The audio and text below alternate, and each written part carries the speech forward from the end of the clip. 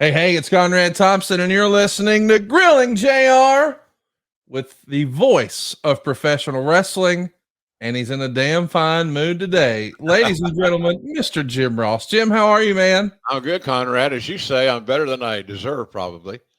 I'm awfully excited about the big AEW pay-per-view this Sunday in St. Louis. I'll be flying out there on Saturday.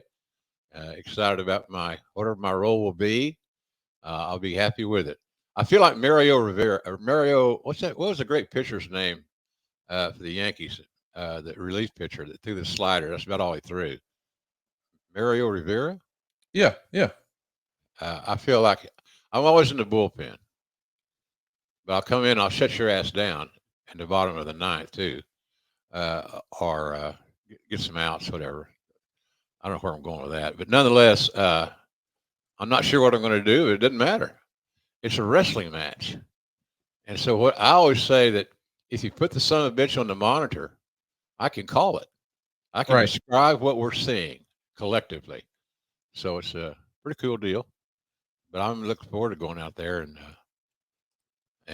participating with the team. It's hard to believe I haven't been working since Greensboro on air. So fun deal. It'd be good. It'd be a good show. I'm excited about. I'm assuming that Brian Danielson and Osprey will close the show because how in God's name do you follow that is my expectation. So Let me ask you, if you were doing that, if you're laying the card out, if you're going to close with Osprey Danielson, do you open with Joe and Strickland? no, I open with a ladder match. Okay. Wow. How about But that? your idea is not bad, and I'm not mad at you. I'm not going to send out angry tweets. Uh, Seriously, I just think that uh, I believe it's going to be a hell of a show. Yes. I think the ladder match will be awesome, and I have no idea the order of the matches, which is fine with me. Sure. People think I need more information than I normally talk about, and when you've been doing this as long as I have, Conrad, the fundamentals and the basics don't change. They don't change. You prepare for the match. You understand. You got some little bullet points. I appreciate Alex Marvez for helping out on that. He's always done a great job, and his notes are very usable. So I'm glad that he's on the team, quite frankly. And Alex is getting a little bit more TV time. Yeah, he is. Yeah, look at him. So I'm happy for him. Uh, Marvez reminds me of the late Howard Finkel. Is that he loves pro wrestling? Maybe I could say it just lead to another story, I guess. But uh, nobody loved wrestling more than Howard. But in that conversation is certainly uh, Alex Marvez. He loves it. He spends a lot of hours working on it. So I'm glad he's getting some TV time. We all like that. And but anyway, he does a great job. So I'll study my notes, the matches that I get. I'll know the matches I'm going to call earlier in the day. The notes will be ready earlier in the day. So then it's just a matter of finding yourself a quiet spot and reading and highlighting things that you certainly want to get in. So nothing changes, which is good. But the anticipation builds based on the match and what you perceive the match quality is going to be. I can't perceive anything but greatness out of Osprey and Brian Danielson, but I think I would open with a ladder match because it's going to be hard to follow. So you give it a little bit of distance. Uh, Yeah. And I would have the last two matches would be Joe Strickland, which has really turned into a great story, and physicality. I like the physicality. The intensity has been amazing. Both guys have got great facial expressions. They're going to work their ass off, try to steal the show, which I love. And but I would start off with a ladder match, and then somewhere in the middle there, come back with Joe. Maybe the next to last match. I just don't think anybody from a product standpoint, Conrad, is going to have a lot of success topping what we will see. I think from Brian and Will Osprey, Well, if that is his real name. I love you for that. I'm excited about this weekend's pay-per-view. And listen, I know that the buzzword these days is tribalism, but no matter where you are, if you're a wrestling fan, you're going to enjoy the AEW pay-per-view. For whatever reason, it feels like AEW always delivers on pay-per-view. I'm sure this will be no exception. This card looks strong as hell. We've got Okada taking on Pac. That's a dream match for a lot of folks. We've got Rod. How good can that be, Conrad? I mean, Right? really, That's a sleeper. That could steal the whole show. it sure could. It sure could, because both guys are big match players, and Pac's been waiting a long time, seemingly because of visa issues or injuries or whatever it may be, to get his shot with the spotlight on him. I think it'll be a hell of a match. I'm with you. Totally agree. Roderick Strong's going to be defending the international championship against Kyle O'Reilly. Of course, everybody who has been watching wrestling for the last several years is very familiar with their backstory. And House of Black will be in there against Adam Copeland, Eddie Kingston, and Mark Briscoe, who is the new Ring of Honor World Champion. I really like House of Black. I've been a fan of their work. All three of them are underrated. All three of them could be stars in single competition if that was the direction chosen. Yes. So I like a House of Black. And it's hard to think that Copeland, Kingston, and Briscoe won't gel like a well-oiled machine. All good workers, and they all know what they're doing. We've also got Julia Hart defending her TBS title against Willow Nightingale, and Tony Storm and Thunder Rosa are going to hook it up for the women's title. But the two matches that By the way, Conrad, I want to say Thunder Rosa's promo, that live promo she did last week, yes, sir, was her best work. Okay. She was intense. She captured her thoughts very expertly, and she's another one that's been waiting for opportunity to arise, and it's here. It's Sunday. Samoa Joe and Swerve hooking it up for the AEW title. We know for sure that we're also going to see Bryan Danielson and Will Ospreay. We all sort of assume that's the main event. A lot of people are calling that a match of the year candidate before they've even put the ring up. But the match that I want to talk about right quick is the Young Bucks and FTR in a ladder match. You suggested perhaps that should open the show. Well, the audience, Conrad, is fresh. Yes, they're not wore out. They haven't, gone too crazy with their chants and all these things. They're a fresh piece of business, and I just think that it would be very hard to follow. And to me, that would be an idea. Is it the only idea? Of course not. right. Like you said, maybe Joe and Strickland open the show. I have a problem with that simply because it's for the main title. So maybe I'm wrong. Maybe I'm too old school. And get the fuck out of my yard. I love you for that. I wanted to ask you about the Young Bucks FTR thing, because of course the internet was abuzz for the last 10 days or so about the announcement that Tony Khan was going to show the All In from London footage. And we actually saw it last week, and it became a part of this FTR Young Bucks storyline. And everybody and their brother has had a chance to chime in and throw their 2 cents, except you, Jim. What'd you think of Tony's decision to air the footage? What'd you think of the execution of making it into a storyline? And do you expect to see this be a way to introduce Jack Perry back into the fold, or what do you make of all this? Well, I make the fact that the value of showing that footage to me was the fact that you got on with your storytelling to further marry FTR and the Bucks. So to me, when that was the direction that was chosen, I was much more comfortable showing that footage. Other than that, I'm not sure what it meant.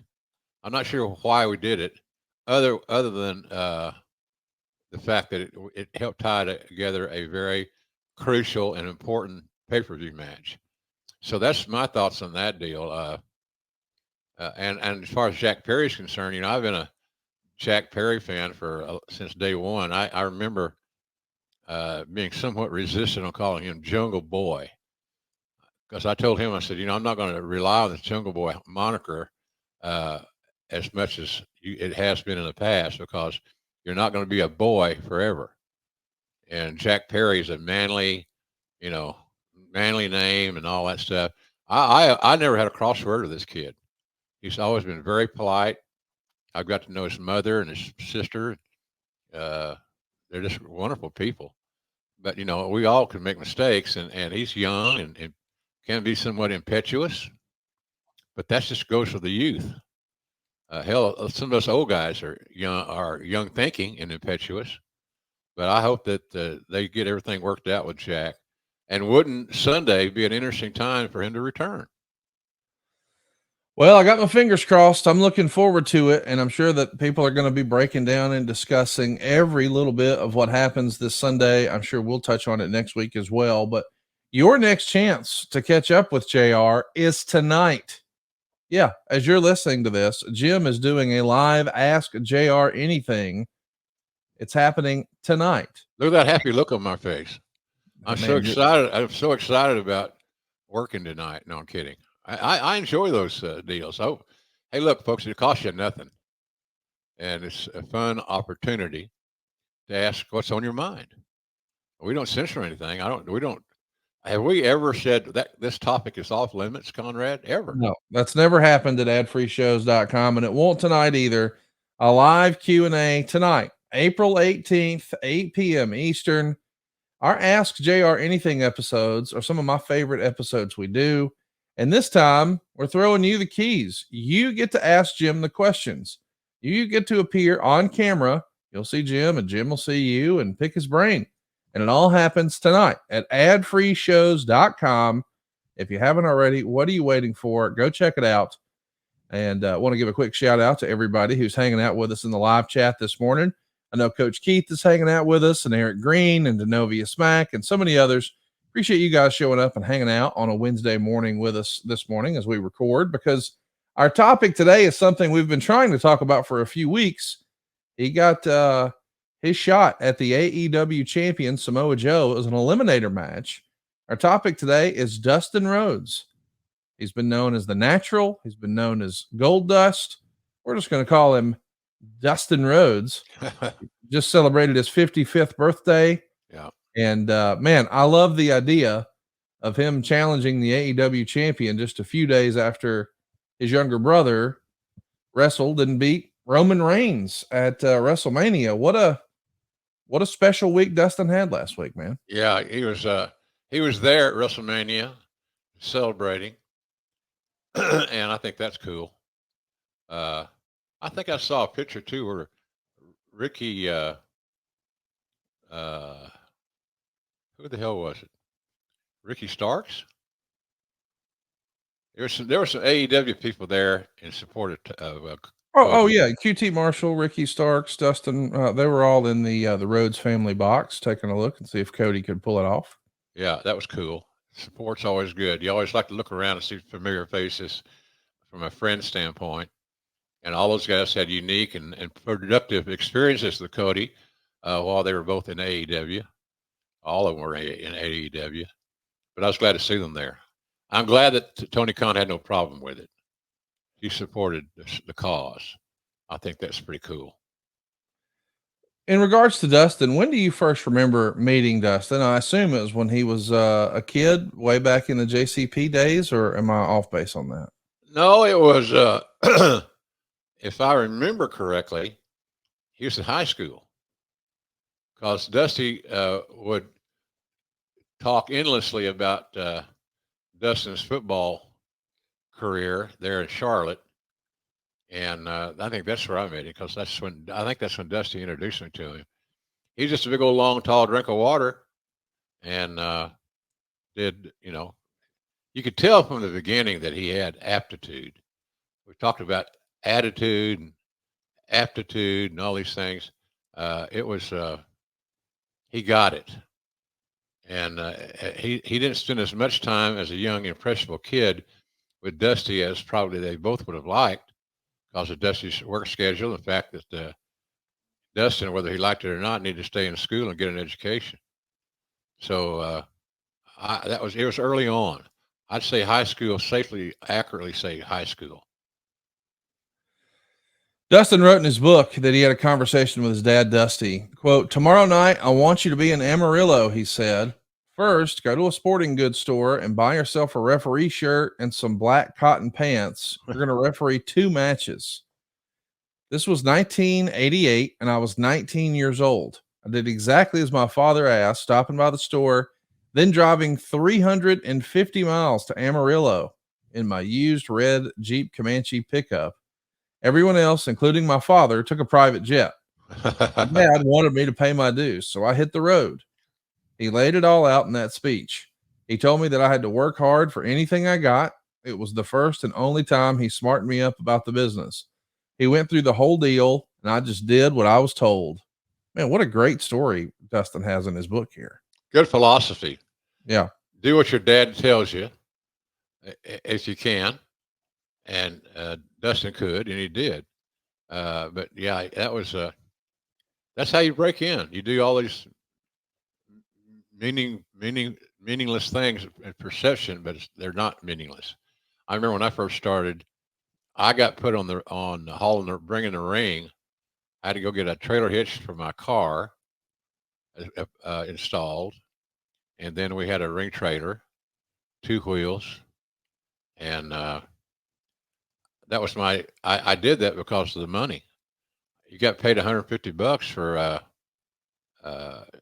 working with the ring, getting it to the site, setting it up, tearing it down, leaving, all that stuff. So I was a lot of us started that way. Dustin refereeing, and then to increase my worth and my income, newly married young guy, didn't have a clue about the budget. I just spent money until it was gone, which is not a very good philosophy, kids. So then I started refereeing. Cowboy really liked that. He liked me as a referee because my size, youth, all these things. So it was cool, and I'm glad I started that way because I appreciate all the skill sets of the ring crew, the referees, and all these guys. I understand where they are, and that helps you sometimes solve a problem or communicate. You mentioned that your attitude used to be you would just spend your money until there was none. Well, thankfully, Rocket Money can help you with that. Where were they at when I needed them? Right? Yeah. I mean, I'm a huge user of Rocket Money, and I got to mention that when I first heard about the product, I thought to myself, that won't help me. I'm on top of my budget. I know exactly what I'm spending it on. But it turns out like 75% of people have subscriptions that they've forgotten about. And I was amongst them. I thought beforehand, I probably got like 6 apps, 6 little streaming services or recurring charges, whatever it may be. Nope. I had a ton, way more than I forgot about.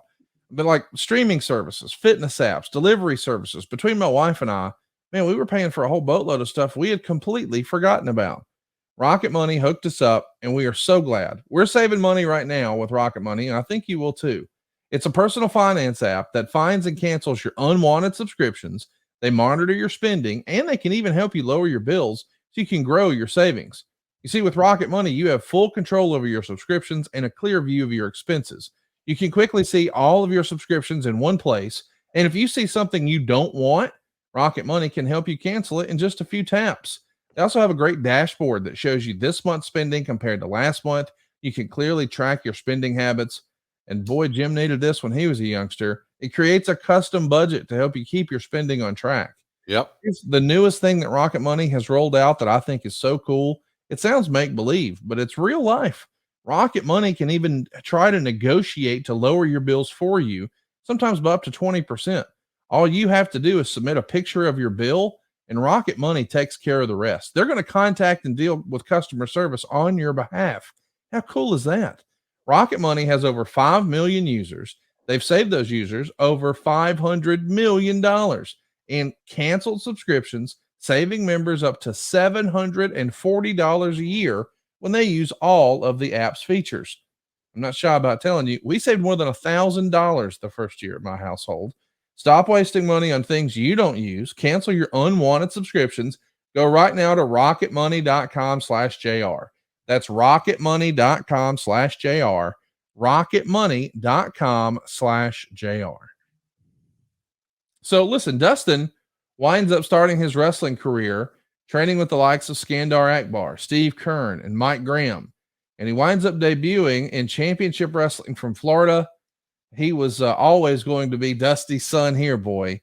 In December of 88, he debuts in the NWA, and Rhodes is going to team with Kendall William, and they're known as the Texas Broncos. They'll take on teams like the Cruel Connection and the Commandos and the Midnight Express. When Dustin was first cutting his teeth, and you're seeing some early photos from his career here, what was your first impression of Dustin, the in-ring performer? Well, that he was mature as far as bell to bell beyond his years.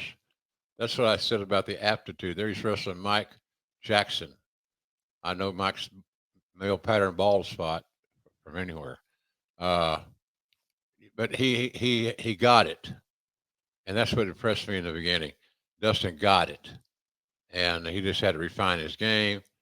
But that's just part of it. Guys got to understand there's responsibilities outside the ring too, and how you conduct yourself, how you take care of yourself, et cetera, et cetera. So I was impressed with that. Absolutely. He's only in JCP for really a short time. Dusty's on his way out. It's probably a weird time for Dustin to be jumping on to the wrestling train when his dad is also maybe going to be departing JCP. Timing's everything, but Dustin's going to work in a lot of different various places. Dusty, meanwhile, finds some work with the WWF, and his entrance into the mainstream, if you will, is because of a storyline with Ted DiBiase and Virgil. They're on a major platform. It's the 1991 Royal Rumble. And of course, Dusty and Dustin are going to take the L in their final appearance, but they're going to go to WCW immediately after. And that's when we would start to learn about the new nickname for Dustin, the Natural. When Dustin and Dusty come back to WCW, you're there. Are you excited to see Dust and Dust Jr. in tow? Yeah, sure. I'm a friend. I've been a friend of the family forever. Yes. So to see Dusty's oldest son get a break and get an opportunity to live his dream, and that's a dream right there for Dustin, following his dad to the ring. So, boy, we sometimes forget inadvertently, I shall add, just how great Dusty was. I don't know. I don't think I ever worked with anybody that had as much charisma as Dusty Rhodes. He felt it. He loved it. He lived it. He breathed it. And kind of like me, he looks like he ate it. He was healthy. But I had a lot of fun working with Dusty. A lot of fun. I got frustrated at times because of the booking, and he centered so much around himself. And that's dangerous, not just because he's Dusty Rhodes, because the human element of being injured or family emergencies or whatever can really put you at a disadvantage when your top guy is not available for whatever reason. So being one dimensional sometimes is a little bit tough. It's good for the talent because it makes them more valuable, but it's not good for a company who becomes more one dimensional than they need to be. Hey, you mentioned, in terms of the challenge of booking and being on camera, one of the other challenges that's Dusty's challenge, but Dustin's challenge is he's the booker's son. Yeah. And boy, that can be tricky at times. What was your perception of the way Dustin handled that with the rest of the boys and just behind the scenes? I mean, I'm sure, a lot of people have to be hitting him with the side eye, wondering, oh, what's this? Is he gonna, the way Dusty booked himself, people had to assume he's gonna do that for Dustin too, right? Yeah, probably. Yeah. Dustin took it well. He took it well. He didn't seem like he used his daddy being the booker as a strength. No. He was pretty quiet, quite frankly.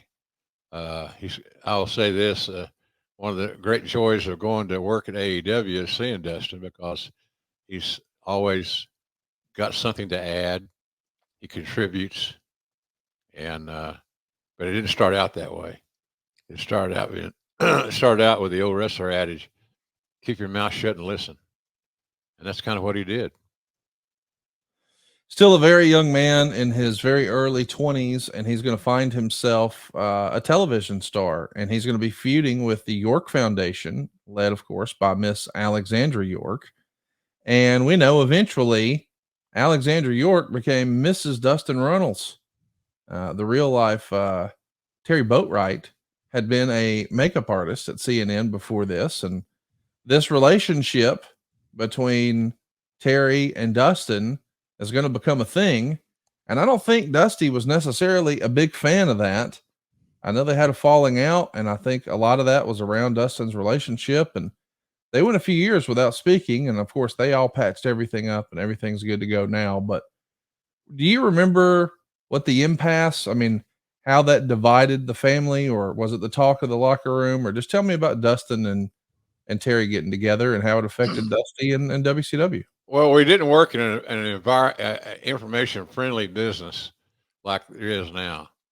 You know, you and I can have a conversation like this morning, as we are recording, and if somebody in our audience wants to tweet out, "Hey, this is what Jr. said. This is what Conrad said," whatever, they can, because they have the vehicle to carry that message on social media. Didn't have that back in those days. So you didn't hear a lot about somebody's relationship. I just know, and Dusty didn't really share it with me, but I could tell he may have thought that Dustin underachieved in that wedding thing. Here's what I think. I think it was a matter that Dusty's old school. He's experienced it. Life on the road is tough for married people. Mm. Really, really tough. It still is. And especially if you got both of you are talents. Everybody wants the spot. You take the spot over your wife or your husband. So, and that's crazy. So in any event, that's how I looked at it. I thought that and that really wasn't fair for Terry, and it really wasn't fair for Dustin. No. Dusty was just used to being that alpha male and in control, and he's trying to play catch up with his son, because, like you said, they were apart. They were separated for years. I think I saw somewhere where they didn't talk for 5 years or something. Isn't that crazy? It is, and it's sad. That's a shame. Yeah, you'd like to get some of those 5 years back now, right? So anyhow, I'm sure if Dusty were here, he'd say the same thing. yeah, Like he should have backed off. He should have backed off. Let them live their life. Let them have their relationship. Get married if you want to. Have kids if you want to, and not try to dictate that. So I think it was all about the relationship, and unfairly so, I should add. in the fall of 1991, Dustin is going to form a tag team with Barry Windham, and those cats are going to get a title shot at Clash 17 in November against Arn Anderson and Larry Zbyszko. But Windham found himself injured prior to the event, so a returning Ricky Steamboat takes Wyndham's spot, and this new makeshift duo become the tag team champions. And Dustin said in his book, this wasn't the planned finish. With about 10 minutes left in the match, I was blown sky high, he wrote. We switched the planned finish over the last few minutes because I had freaked out. That was the first time I had ever gone beyond 25 or 30 minutes in a match, and I was blown out by all the work. These guys were looking at one another, tagging in and out, saying, what's wrong with this guy? What's going on? They would look at me and say, just breathe, take a breath. Then I'd scream back, I can't breathe. Oh my God. It felt like I was being suffocated. Finally, somebody said, just do something. That's when I rolled over and tagged Ricky. At that point, I know what they were thinking. Now what are we going to do? We've built the hell up out of a match, and Dustin just screwed up the whole thing.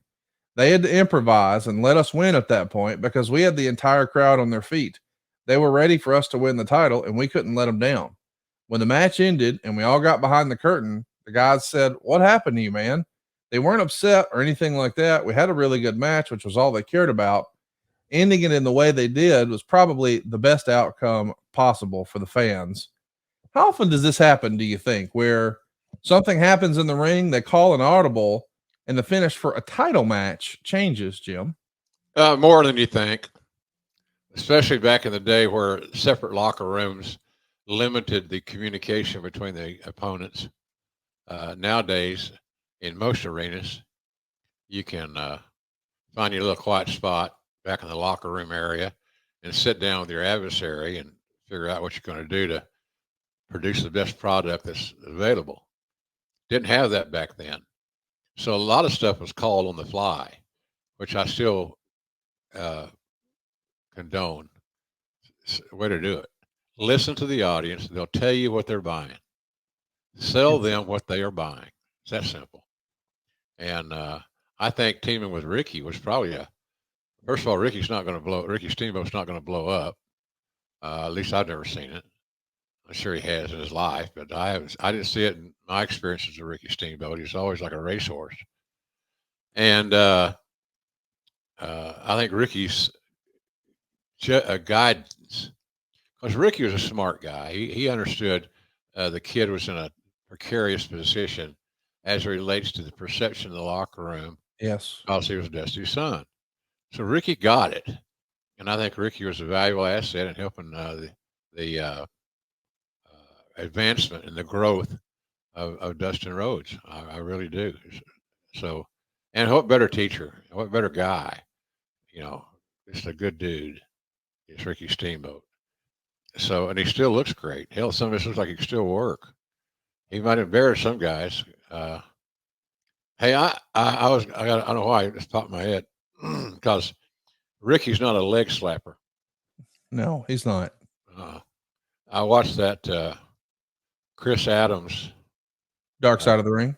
Yeah, and it just reminded me again of what a miserable prick that Chris Adams could be. Okay, wow. Well, I mean, if you make a habit, Conrad, of beating women, how do you condone that? Right. And how do you justify, well, he had a bad night. Well, he had too much to drink. Well, what? Well, what? There's no excuse. There's no reason unless you're simply defending yourself. And if you're defending yourself, you restrain. You don't go into offense. And but I don't know, man. He was a bad dude. Was he talented? Oh, hell yeah. He left a lot of great matches on the ground, so to speak. But he was a star, big star, and got that nice rub from the Sportatorium and the Von Erichs and all that good stuff. And he became a babyface in a territory, a successful babyface in a territory that already had at least three babyfaces deep, and Kevin Carey and David. So, pardon me. I just believe that those guys they're special, and I'm wandering, but I can't wander. I am the wanderer. Da da da da da. Anyway, go ahead. I don't know. It tickled me that thinking about Ricky Steamboat somehow made you think about leg slapping, and that got us to Chris. Yeah. Steamboat was not a leg slapper.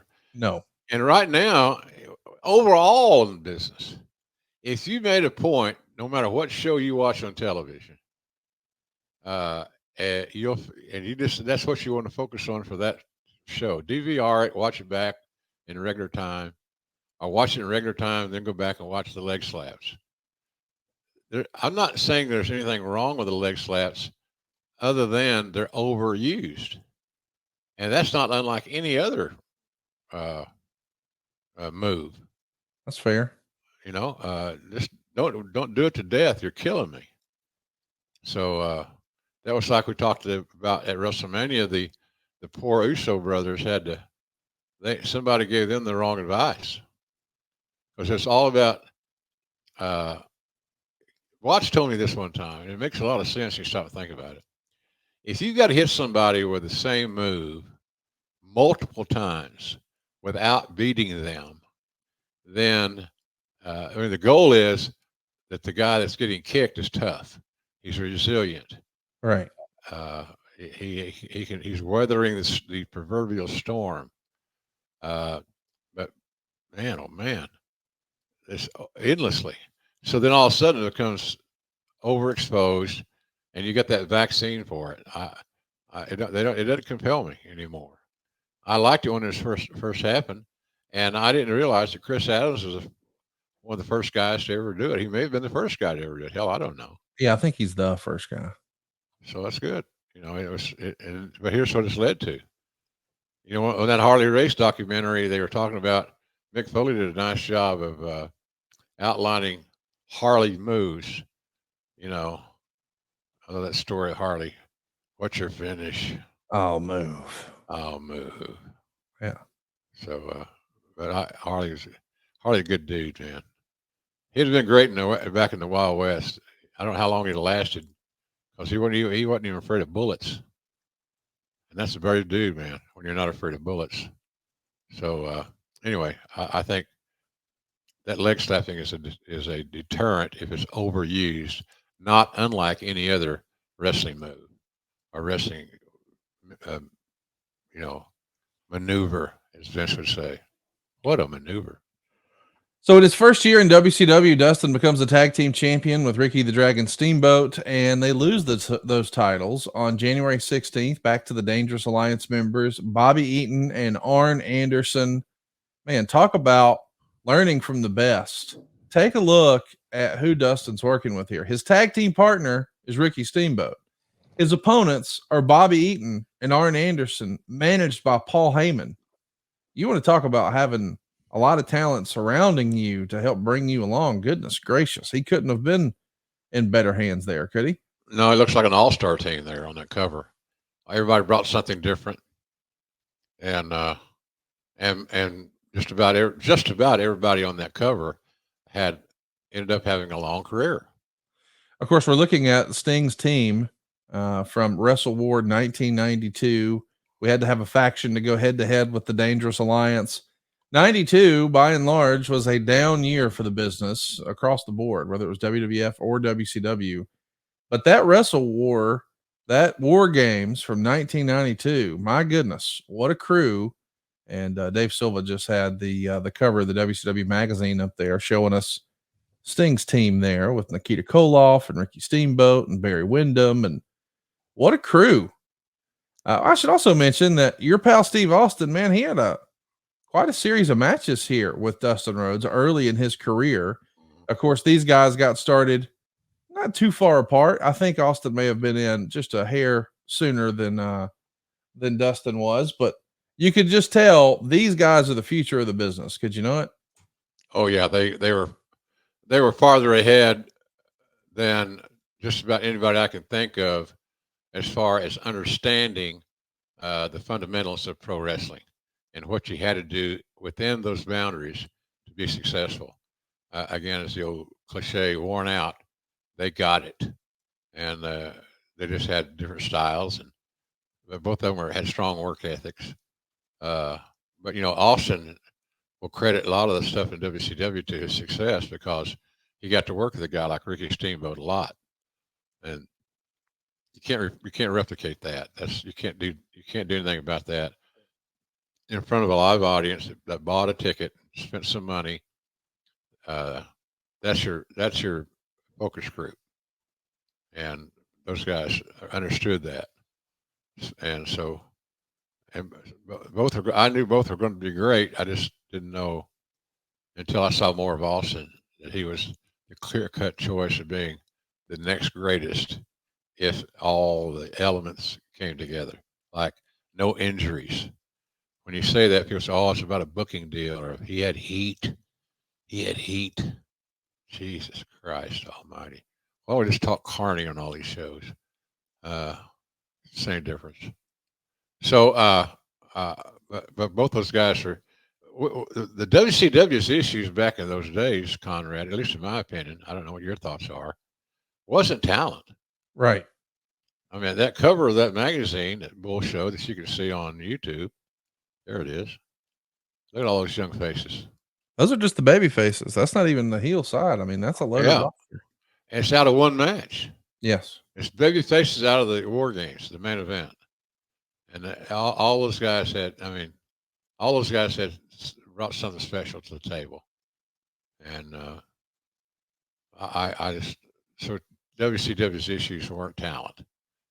It was long-term planning and getting somebody hot that you could hang your hat on. Sting was the guy. They just procrastinated week after week after week on getting Sting to where he needed to be for a significant length of time, so people could embrace it, feel it, and all that stuff. So I don't know, man. That's a whole nother topic. We can talk about it another time. Let's talk about what happens next for Dustin. He was supposed to be tag team partnering with Barry Windham in 1991, but Windham was hurt. So they put the band back together, and the match airs on WCW Saturday night, October 3rd, 1992, where Rhodes and Windham are a tag team again, this time challenging for the tag team titles that have been unified. Both the WCW and the NWA tag team titles are now in possession of Steve Williams and Terry Gordy. And what a crew that is. The Miracle Violence connection. I mean, Staples over in Japan. Now they're here in WCW. This feels like a Watts proposition.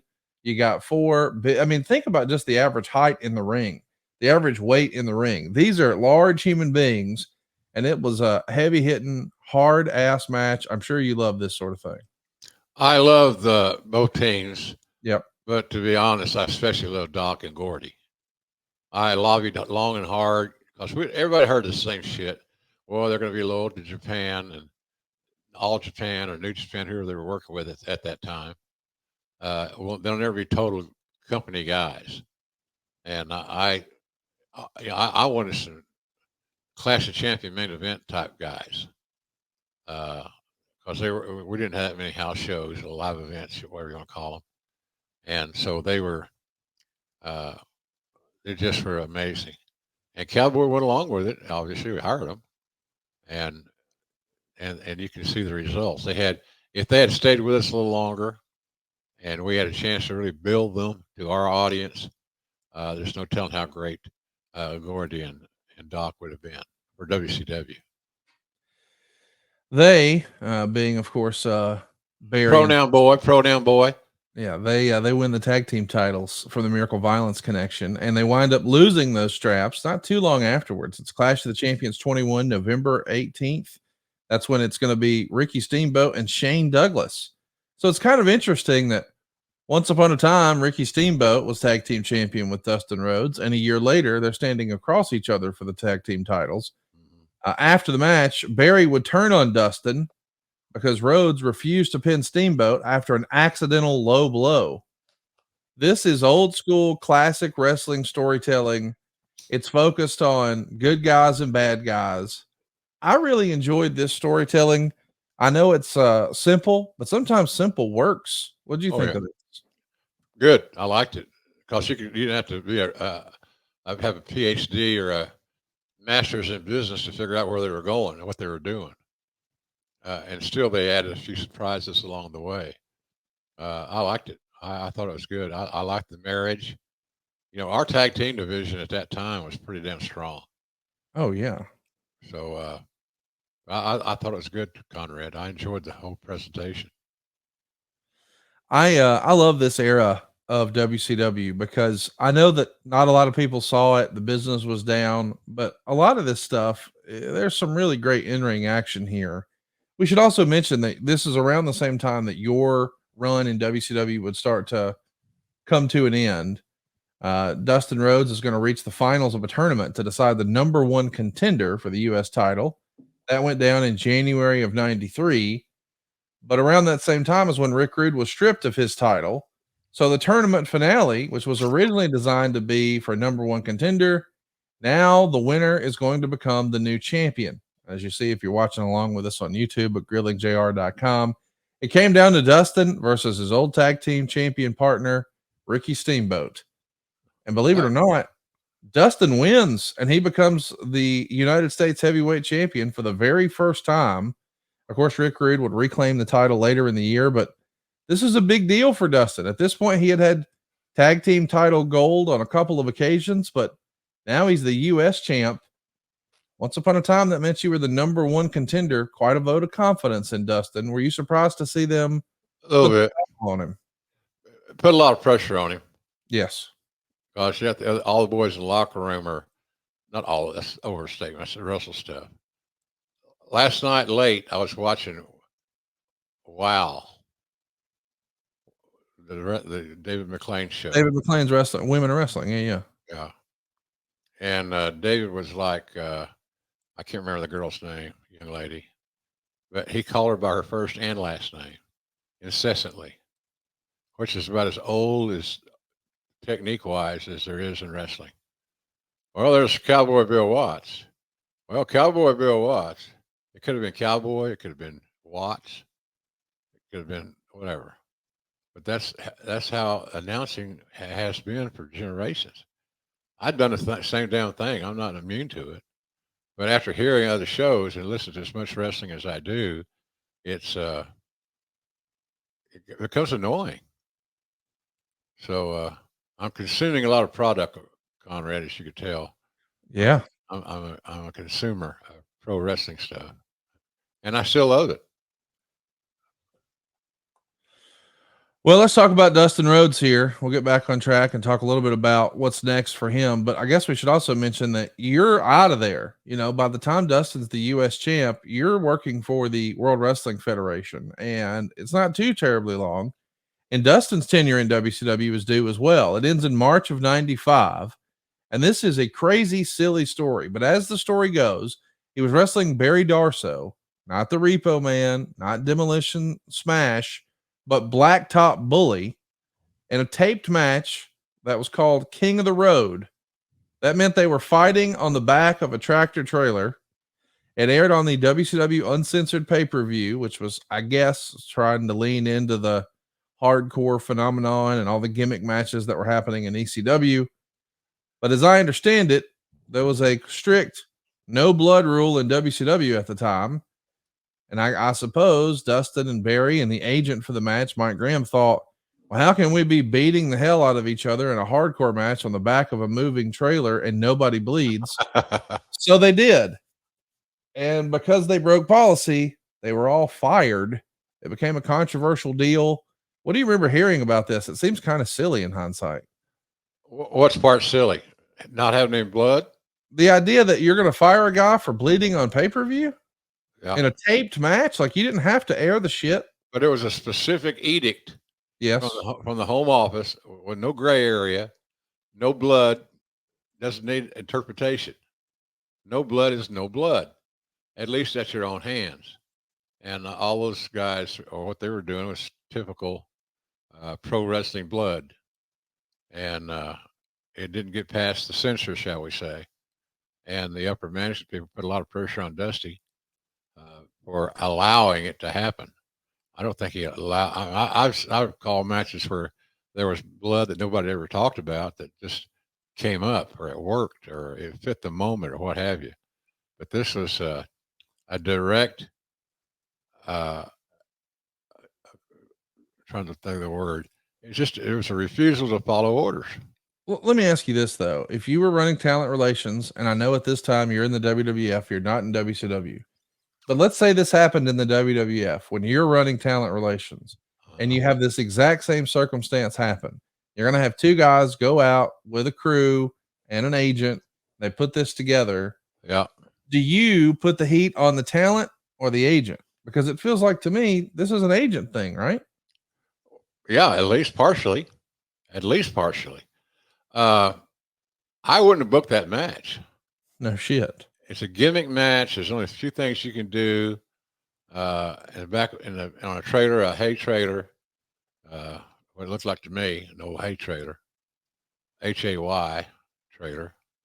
So no, there's a good chance that whoever did violated the direct order would be let go. Just like happened in WCW. Well, we see for the first time Dustin now, after he's been on TV, wondering what next. As you might imagine, the WWF is going to be an opportunity. How do you first hear about what happened at Uncensored and that Dustin was fired, or maybe that he was available? Talk me through any or all of that. Well, I didn't, there's so many rumors that go around. I wasn't sure exactly the lay of the land there. Were they fired? TFN? Were they fired without pay, or basically put on suspension for 3 months or 6 months or whatever the case may be? Uh, it's not fair to suspend somebody for 6 months and not pay them. But if you pay them, then what good is the penalty? Right. It's a tough situation. Sometimes you're just better to cut your losses and move on, and then hopefully get the opportunity, just like Dustin did, to regroup and land on his feet in another location, another address. The rumor and innuendo is at the time, Dusty is so pissed about the way Dustin was handled here and he was fired that he himself was ready to walk out of WCW. Had Dusty come to the WWF in 95, what do you think that would have looked like? Well, it all depends on who the booker is going to be in Dusty's place. If the booker was objective and creative, fundamentally sound, it would give some of those guys on the cover of that magazine we saw earlier an opportunity. Because until the changes were made, we all knew who the Bull of the Woods was. No pun intended for Dream, but he was the guy. I'm asking, do you think he would have fit in the WWF system in 95? I'm talking about Dusty. As a talent, yeah, as a talent, I think he would have. But to work with Bruce and Pat and Vince, you don't think that could have worked? I think it'd have been challenging. Yeah. Why do you think Dusty could be a part of a quote unquote committee in WCW, but it would have been a challenge in the WWF? Just him and Vince button heads, maybe? That'd be one reason. Yeah. Yeah. Well, certainly one reason. And I don't know how well he would have, again, let's remember that Bruce and Pat had their territory. Yes, absolutely. And so anybody infringing in their territory was not unlike the story of Harley Race and Vince McMahon in Kansas City. It could have ended up very badly. So Dusty was used to sailing his own ship. He was used to being the captain of the boat, and sometimes you got to change roles. And so I don't think that he would have fit well in that deal. And I know that Bruce, especially Bruce, loved Dusty, but still, do you love him more than your job? Right. I'd say no on that one. When you find out that Dustin is gone, I mean, I guess the answer I'm looking for here is: does Dusty call the WWF? Do you think and say, "Hey, y'all got anything for my boy?" Does Dustin reach out? How do you think all that went down, as best you can recall? I'm not sure Dusty had a lot to do with that, because I think that might have been during the period of time that the relationship between father and son was a little bit frosty. Right. So, but Bruce was aware of Dustin's abilities. We needed new characters. We needed new. I said here many times, wrestling fans love new, and they love surprises. Yes. And so, Goldust personification of that pretty much fit. He was new. It was a surprise. Nobody had seen anything quite like it since Gorgeous George. It's funny that Gorgeous George made a phenomenal living based on what's the word, Conrad, when you're he didn't like our Gabe. I want to say Gabe bashing. That's not, but he was ambiguous. Well, yeah, he was ambiguous, but the problem is that unfortunately for society, if you're homophobia, is that the word you're looking for? Yeah, that's it. Thank you. He built a career on homophobia. Yeah. And I think that without saying it, we expected somewhat of a comparable reaction for Goldust. Did you guys, as best you can recall, was there already an idea for a Goldust character? Like just the look, the feel, the vibe, or was that all created once they actually met with Dustin and they thought, hey, maybe this could work for him? Because we've heard stories of, hey, we have this character in mind who's going to carry a snake to the ring, or we have this character in mind who he's just richer than everybody. He's the $1 million man. And so they were looking for certain talents to fill these ideas. Do you think that's what Goldust was? Or was it born out of, hey, this could work for Dustin specifically? I think Vince and company had the idea to do a character based on what Goldust ended up being. But once Vince got in Dustin's head and was selling him on the concept, the talent themselves, as they should, took partial ownership to the development of that particular TV persona. So I think the idea was there. It was pitched.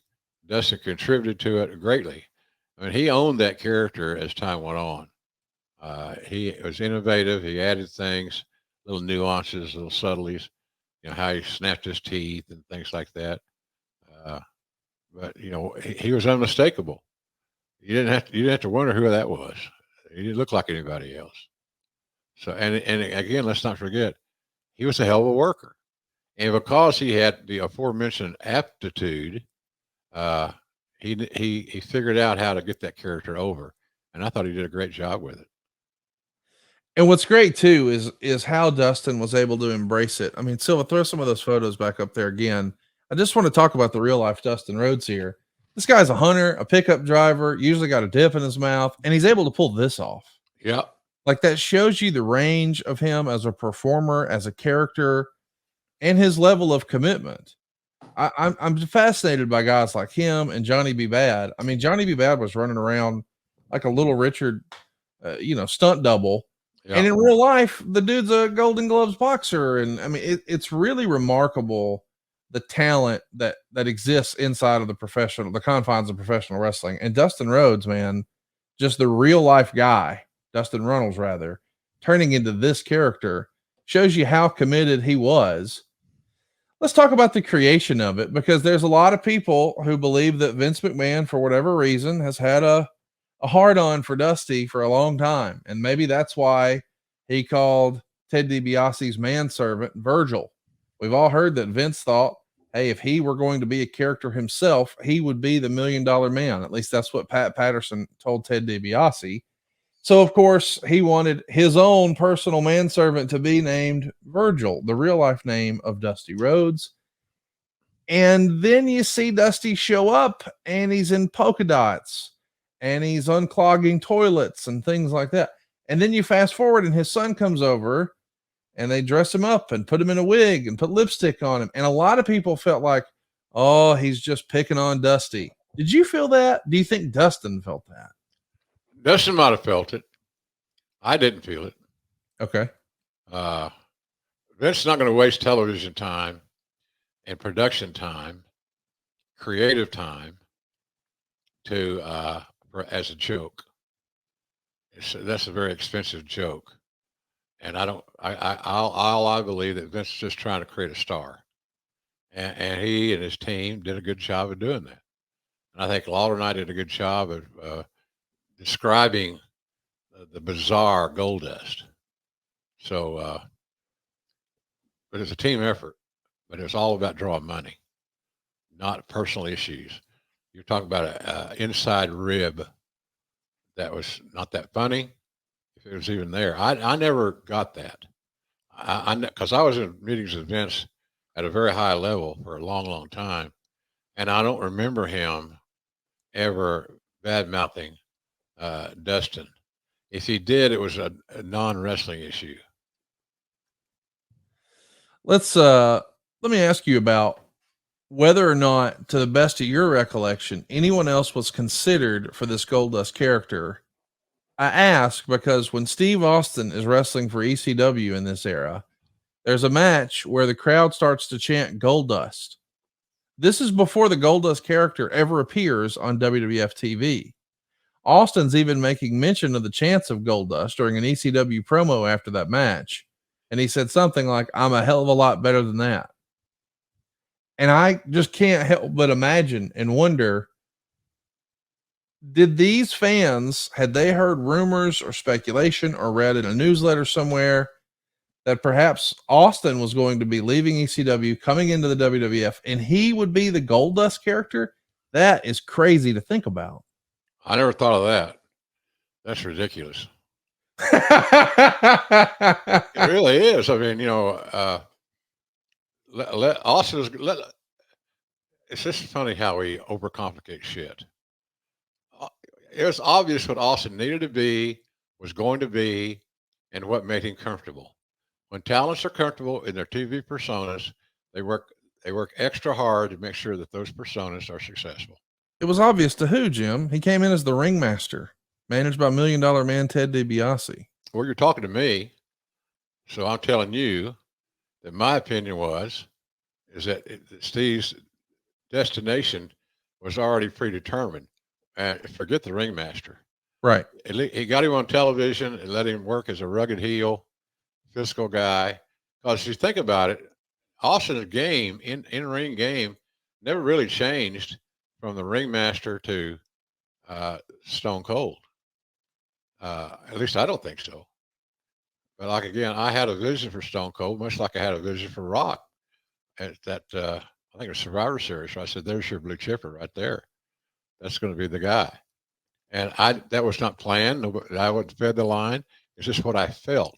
Right. And Vince is good about letting Lawler and I feel things and then describe it. He was hands on, was Vince, but not so much that he just killed your creativity. Let's talk about the Goldust character. This is from Dustin's book. He said that Vince told him, "I've got this character I want to run by you. His name is Goldust." And Bruce kind of filled in the blanks. They said Goldust was an androgynous character. Dustin said, "I knew what that meant, even though they never said or even implied that Goldust was gay. To this day, they have never used that word in reference to Goldust. They just called him a bizarre androgynous character. When they finished, I thought, oh my God, what is this? After the call, I thought about the whole idea and realized that Goldust could be the way for me to step out of my father's shoes and forever move myself out from under his shadow. This was a chance to do something on my own, and I knew it was going to make him angry all over again. That fact pushed me towards Goldust even more because we weren't in a good place, and I really didn't give a damn at that point." I just love hearing Dustin's thinking about this character and the reason he's running towards it. But I am curious from your perspective, what do you think of using the word androgynous in a wrestling program? Like, it's hard for me to imagine how that word would have ever come up otherwise without the Goldust character. Well, it gave a lot of fans a reason to open a book called The Dictionary. Oh, the thesaurus and all that. Yeah. Thesaurus, what all those research materials. Yeah. I thought it was a high road. And if you just check on the definition, then you get it. So that's how that worked. I just thought we were taking a high road in that thing on a character that was very controversial.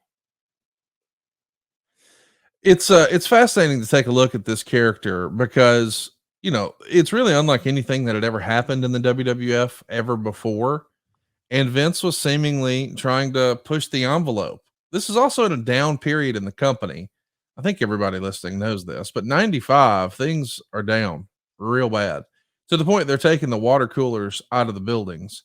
I mean, it's lean and mean here. And I took a very significant pay decrease. Yeah. It took about 5 minutes. We can't afford it. I'll let you go. Give you a chance to do something else if that's what you want to do. But I'll never forget the conversations. Vince said, "But if you stick with me and you're loyal, you'll find out at the end of the day, it'll all be worth your while." He was right. And I checked every box. And I made more money working for Vince than I had ever made in my long career up to that point. So I don't know. I just think that that Dustin was meant to play this character. I can't imagine anybody else on the roster that could have taken his place and been better at it. So that was a good picture right there. Again on YouTube, Vince sitting there with Goldust. You see McMahon thinking. Yep. He's got that evil glare in his eyes, like I'm going to stir the pot here in a second. But Dustin did a great job representing Goldust. Yes. Because we didn't know how Goldust was supposed to act, and I don't know that Dustin did. He played with it, and he made the character his own, and that's what you always strive for talents to do: make your character you. The more it's like you, the better chance you have of being successful. It's crazy to think too that Vince could take a look at the real life Dustin Rhodes and say, "Boy, I've got this perfect character for you." I mean, Dustin at that point had always been a baby face in his career. We're going to switch him to heel. Dustin had never worn face paint or body suits or robes or wigs or lipstick. I mean, just way, way, way over the top. But what a presentation! It worked. And this is the era before everybody's getting these huge guaranteed money contracts. And these days, I just want to mention this. I think everybody listening to this knows life doesn't happen bi-weekly. So why should payday? The money you earn can be in your hands today with EarnIn. EarnIn is an app that gives you access to your pay as you work, up to $100 a day or up to $750 per pay period. You just download the EarnIn app and verify your paycheck, then access up to $100 a day as you work and leave an optional tip. Any money you access plus tips are automatically repaid from your next paycheck. And this is perfect if you're looking for a special night out. Maybe you need a last minute gift. You've got an unexpected trip to the vet. That really sucks. Maybe you just need some new expenses. You got a new dress or new school clothes or new shoes. Make EarnIn a part of your financial routine. And join EarnIn's over 3.5 million customers who say things like, when I think about EarnIn, I think about financial stability, security. It gives me a lot of peace of mind. So go download the EarnIn app today. That's spelled EARNIN in the Google Play or Apple App Store. And when you download the EarnIn app, just type in grilling under podcast when you sign up. It really helps the show. That's grilling under podcast. EarnIn is a financial tech company, not a bank, subject to your available earnings, daily max, pay period max, and location. See earnin.com/TOS for details. Bank products are issued by Evolve Bank and Trust, member FDIC. Download the EarnIn app today. That's EARNIN, and let them know that we sent you. Type in the word grilling under podcast. Jim, let's talk a little bit about, when we're up and running with this Goldust character. Dustin would write, I did a few things that didn't really work well. I was frustrated. And finally, one night, it felt it clicked. I was working with Savio Vega, and I owe a big deal to Savio for helping me get this character over because he really kicked it into gear for me. He said, go behind me and start to rub up and down my chest. I was really against that and didn't want to do it, but I thought, what the hell, let's try it. So I tried it. It worked, and the people came unglued, pissed off, angry, saying, what the hell's wrong with you? Just horrible stuff. But then I was like, damn, this is fun. This is awesome. I got this. From that point, it was so easy that Vince McMahon had to tell me to tone it back a bit. Man, I love hearing about guys' sort of eureka moments in their career. And this was one for Dustin here. What'd you think when he started to really get comfortable with this character, Jim? Well, he discovered how to take ownership. Yes. And to make that character his own. And that's, as I said, ad nauseum, that's crucial. Talents have to invest into their own personas. They got to suggest things, because once you get in the ring and you're on your own. I mean, all the Vinces in the world, or all the agents or producers or whatever, they can't do much about it once you're already out there. And that's what you want these guys to do. Hey, ad lib a little bit, try some things. And Dustin was brave enough and willing to try some things, and luckily for him and us at that time, it worked. The character debuts on a vignette that airs on April 14th, 1995 on Monday Night Raw. We would see Goldust rocking the wig. He's got the gold face and the black lips. He's wearing a gold jacket and a bow tie. He doesn't have gloves. He's standing in Hollywood in front of Warner Brothers, and he's quoting Marilyn Monroe, and he's talking about when I defeat your champion Diesel, and he's whispering, and he does the big breath and the bite and the whisper, Goldust. Just great stuff. But Meltzer was a little confused by it. He wrote, Rhodes debuted doing a transvestite gimmick on the Raw show, doing kind of a Marilyn Monroe look with lipstick, makeup, feminine voice, etc. This gimmick could very conceivably be a career killer. It was a well-produced, that's all I can say good about it. Transvestite gimmicks are nothing new in wrestling and are almost commonplace in Mexico. I can see that may click if Rhodes works the gimmick, so that way may well be what people accept him as doing rather than a good job. But I'd say the odds are about 90% of it going to severely hamper the long-term career of Rhodes, which is a shame because it isn't like the U.S. has produced many quality younger wrestlers. I guess Dusty really made a lot of people hot when he had power. I just think that's amazing that, listen, Dave gets it right a lot of times. He was saying in like 92, Stone Cold or Steve Austin is going to be one of the top stars in the business. He's the next Ric Flair in the industry. He was saying that in like 91 or 92. But here to say this is going to kill his career, I would argue the Goldust character made his career, wouldn't you? Yeah, absolutely, without a doubt. You know, was he a transvestite? I don't think. No, of course not. They've just assumed. That was never said. No. Yeah, I agree. I never said it. No. I didn't get any farther than androgynous. Right. That's my contribution to that deal. So no, I think I'm with you. Meltzer gets a lot of things right, but this is not one of those cases, in my opinion. That's all. Right. This is one guy's opinion. The second vignette airs a week later, of course. He's going to be talking about Shawn Michaels here. Diesel in episode 1, Shawn in episode 2. And he's going to talk about how there's about to be a vacancy at the Heartbreak Hotel. He closes the vignette saying, Hasta la vista, baby. But he didn't quote the movie in the year like he did the first time. So we're still trying to pull it all together. We see Goldust wrestle his very first match for the company on August 29th in Erie, Pennsylvania. He's going to be working a dark match prior to a Superstars taping, and his opponent is Razor Ramon. And we know that's going to be an issue eventually. Do you remember seeing Dustin try the Goldust character out in dark matches, or is your first chance to see it when it's on television? I saw him at TV. Yeah. I didn't go to the live events. Now I got reports. I got written reports. I got verbal reports. It wasn't like we didn't, the tail wagging the dog. We got it. I got the information. But with my schedule, with payroll and booking and all these things, contract negotiations, et cetera, and just managing a roster of 100 people was all I could say grace over. So going to the live events, because we had good, Jack Lanza was very reputable and very reliable, very honest.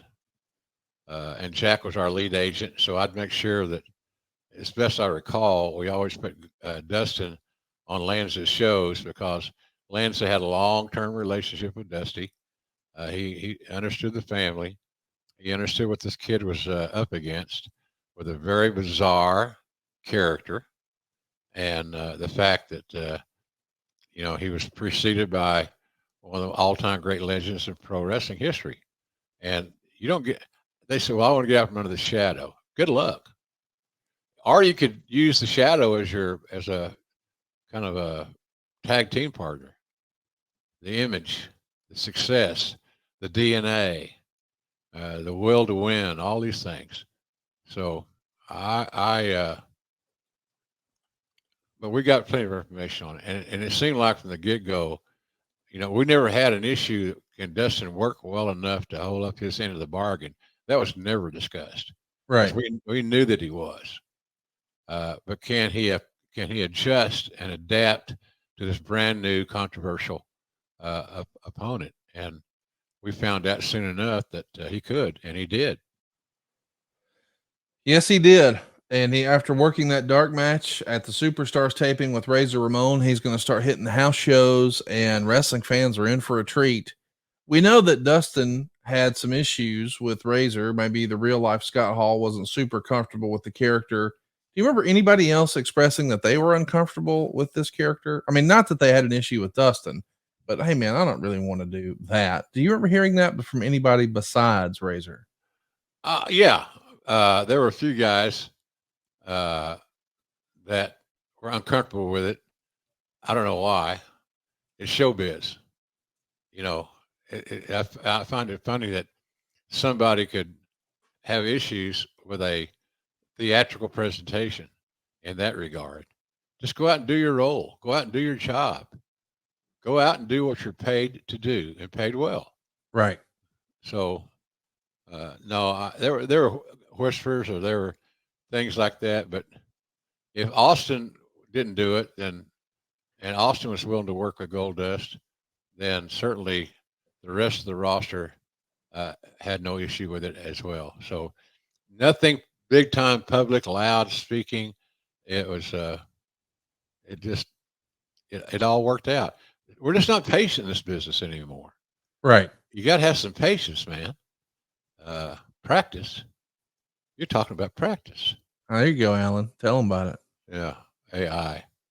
So anyway, that's I to me, it's a lot of this has much to do about nothing. We knew what we had, but it's such a uh, unique persona. It was going to take some time to develop it and get our audience to buy it. So I just use two pronouns there. How about that? Pronoun boy. Yes, it. Dustin has obviously got a new lease on life here with the company, and I can't imagine, that he's having a lot of fun. I realize that he's having fun with the new character, but just think about the way his preparation has to change. He used to wrestle in short tights, now it's a full bodysuit, so he's got to be miserable, hot as balls, and sweating his ass off. And in addition to that, they got him wearing gloves, and he's wrestling in makeup, Right. and that means you've got to make yourself up every day and then get it off, and it's just a whole process. And I'm sure this had to be a challenge. It is different than what he's been doing, but it's also different for the audiences. How do you remember the Goldust character being received from these audiences who were seeing it for the first time? Maybe they were familiar with Dustin, maybe they weren't, but they had never seen anything like Goldust. Yeah, it was shock and awe. Yeah. Quote my old buddy Toby Keith, God bless him.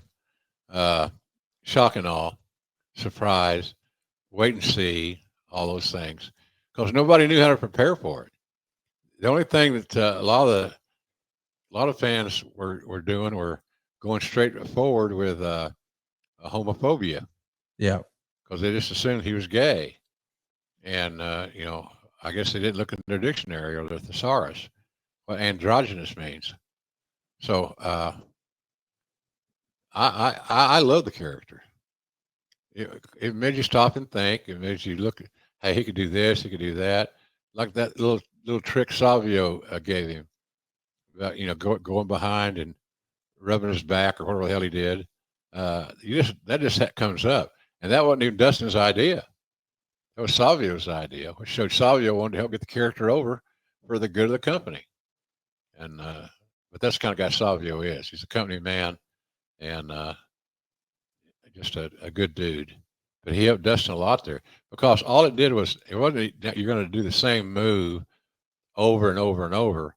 It just shows you that if you are creative and you create a mannerism or a movement that is somewhat controversial, the people will notice it.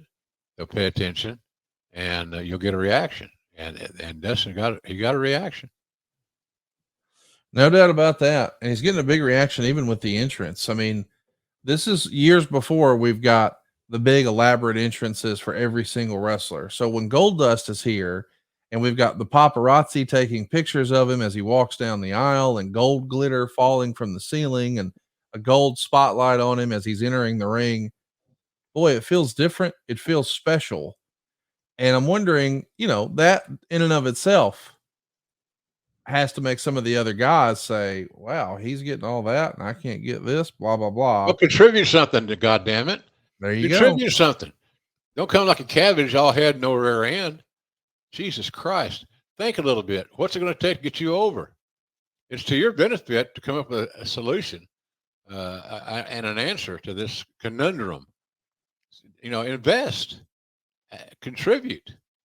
And nobody can ever say that Dustin did not contribute to the development of this very unique TV persona.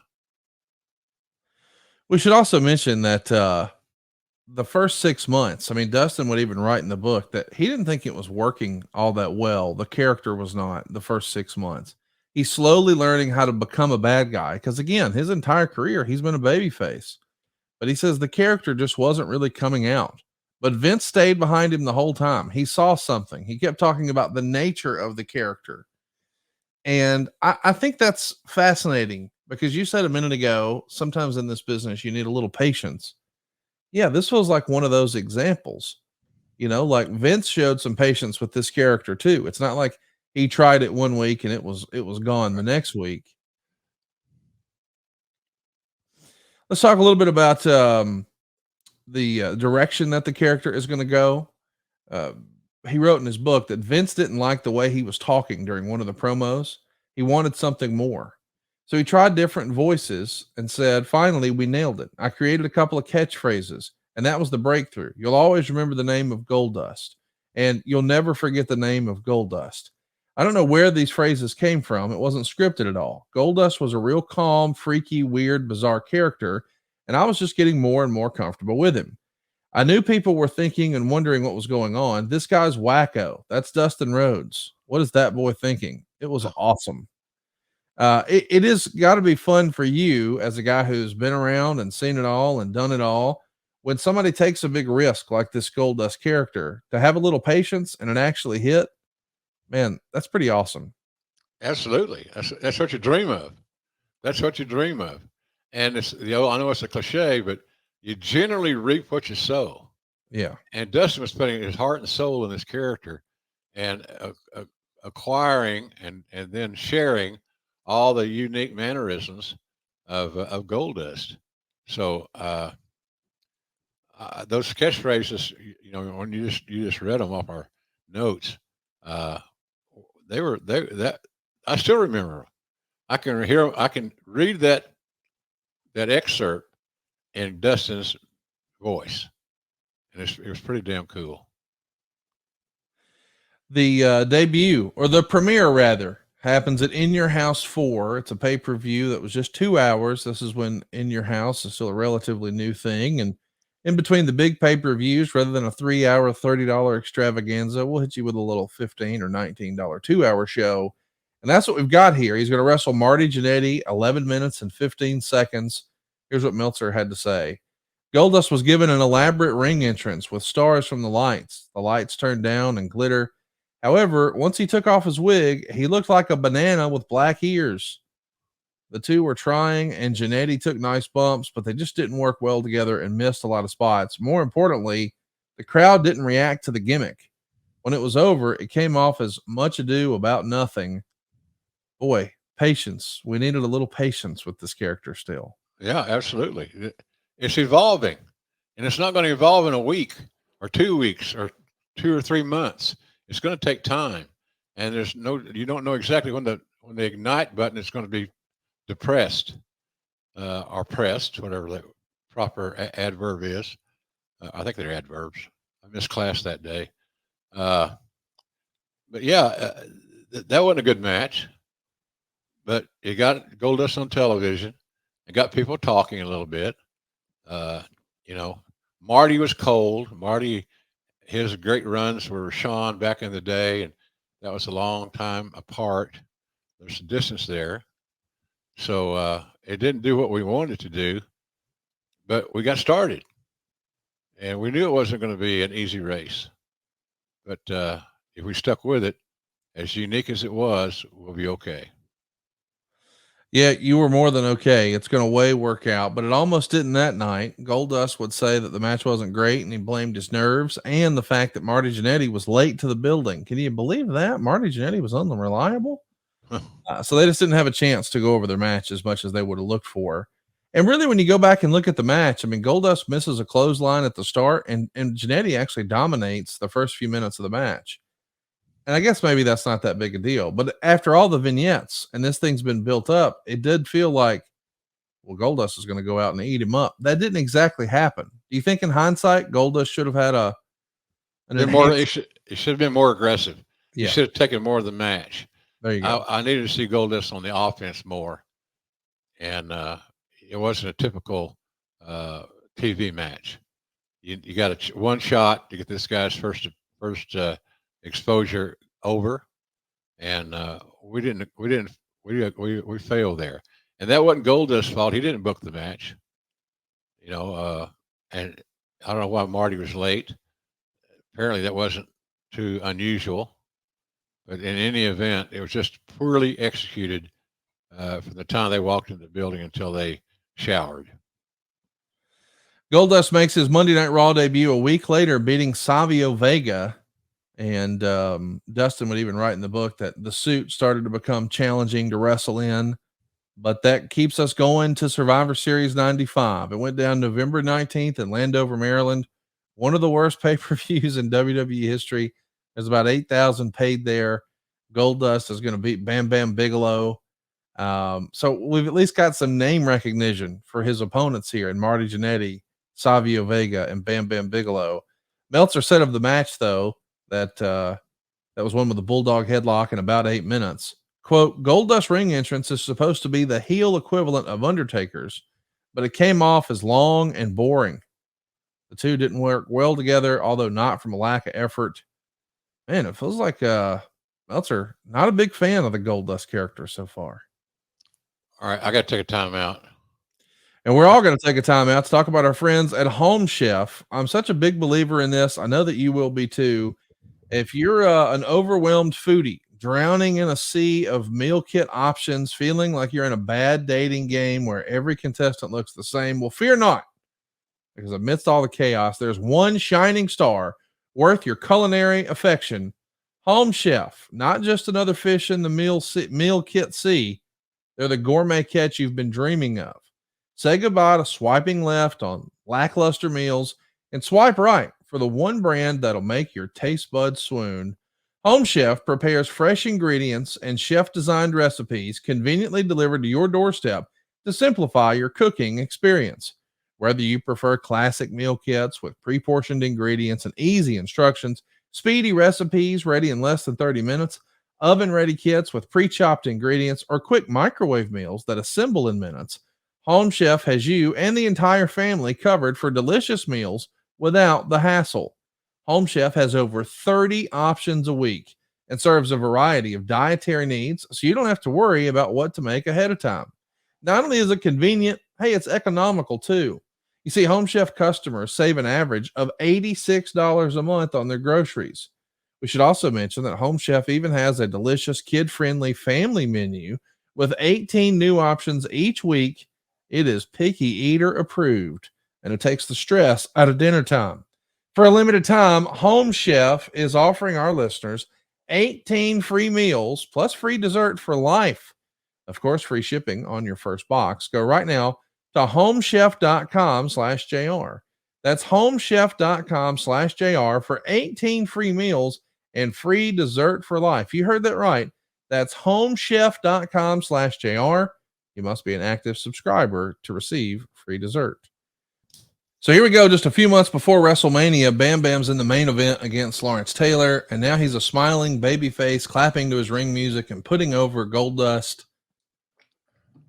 We didn't, why did Bam Bam Bigelow not do more in the WWF? It feels like he was just not a favorite of Vince. Did he fall out of favor with Vince somehow? I think he was burned out. I see. I mean, Vince loves athletic big men. Certainly, Bam Bam Bigelow was an athletic big man, super heavyweight, about as athletic as any super heavyweight I can remember ever working with. So I don't think he burned out. I think Bam Bam was a different animal at times. I'm not saying he was moody and it might have been drug influence. I'm not sure. Don't know.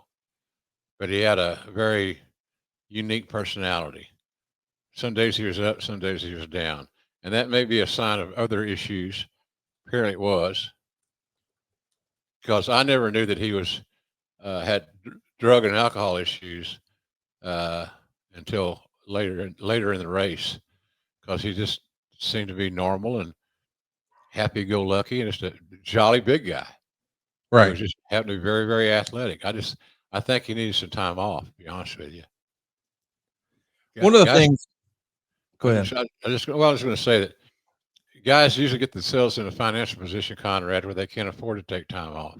Mm. You don't work, you don't get paid.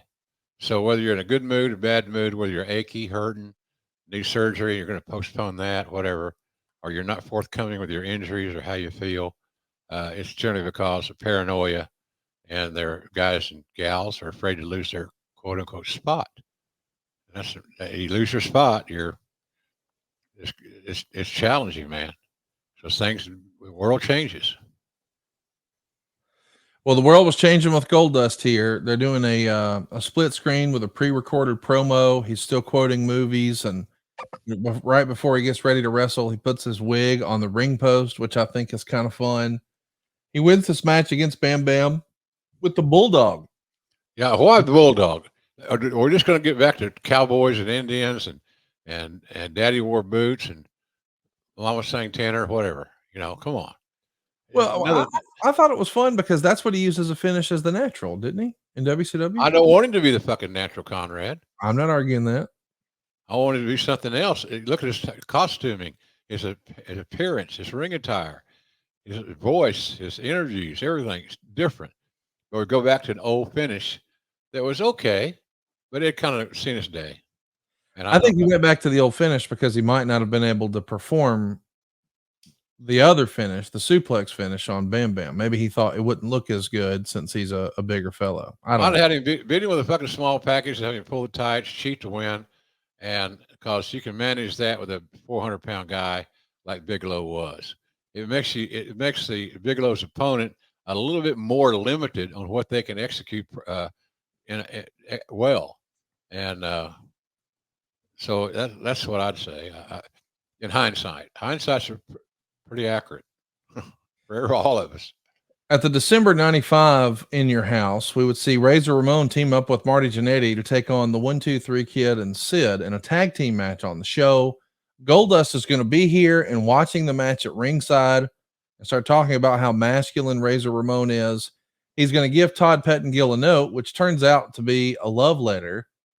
He did not have a match on the show, but on the next night's Monday Night Raw, Goldust would beat Aldo Montoya, which didn't air on the show, but he did a promo about Razor. And at the end of the Razor Yoko match, which Razor won by countout, Doc Hendricks is interviewing Razor, asking him how he felt about Goldust's interest in him.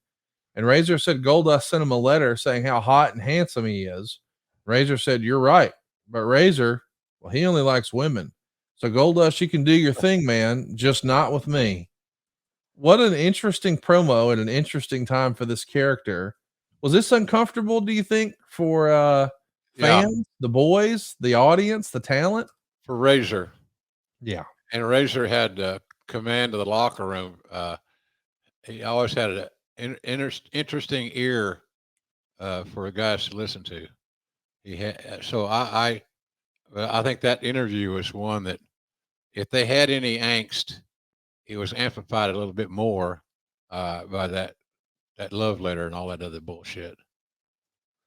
Dustin said he didn't like all this suggestive stuff. He's talking about Razor Ramon. I was doing in the ring. I'd be watching Razor wrestle and start rubbing on myself. I sent roses to the ring from Goldust. At one point, I walked up to the ring and unzipped my suit while he was beating up his opponent. I stood there licking my lips, then pulled open my suit. It had a big heart painted onto my chest with Razor's name right through the middle of it. Razor charged out of the ring after me. I mean, this is we're pushing the pace here with this Razor storyline. And Meltzer would say they're making strong references on TV that the Goldust gimmick may be all an act to make Razor off guard and to get the title so they can change the character up. Although they're also playing up that he's a big movie buff, but there's been lots of complaints from fans at the arena because they say he's fondling himself at the shows. No fondling in wrestling, goddammit. Do you remember hearing about fondling? I mean, was there a line? Is there? Oh, yeah. Always something, Connie. But it's expected. Look at what we created. Look at what Dustin helped create. How can it not be anything but suggestive and creative?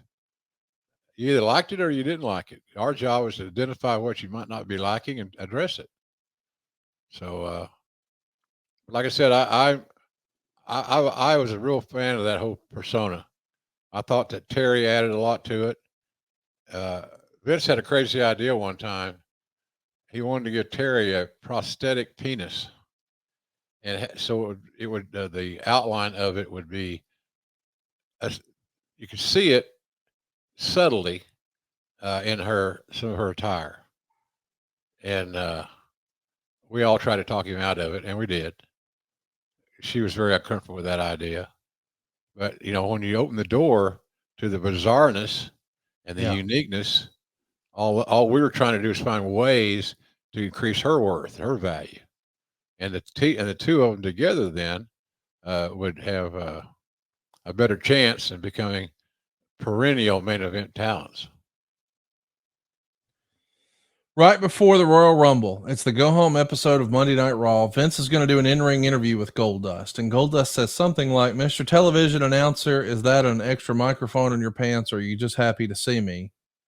And Lawler starts busting out laughing on commentary, and Goldust is going to talk about how he wants Razor more than he's ever wanted any man or woman, and more than any man or woman could ever want another human being.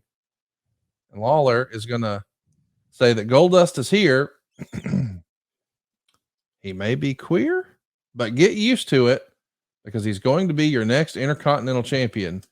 Goodness gracious. We're out there.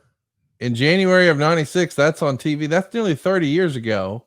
These days, maybe that wouldn't. I don't know, man. It's still, even now, it's kind of jarring, is it not? Yeah. Yeah. It's startling, Conrad. Startling. It brings you back to your senses, so to speak, if there's any sense to be made of pro wrestling in general. But in any event, it was a little startling. That was a well structured, strategic interview that uncovered a lot of information and further built the persona of the androgynous one.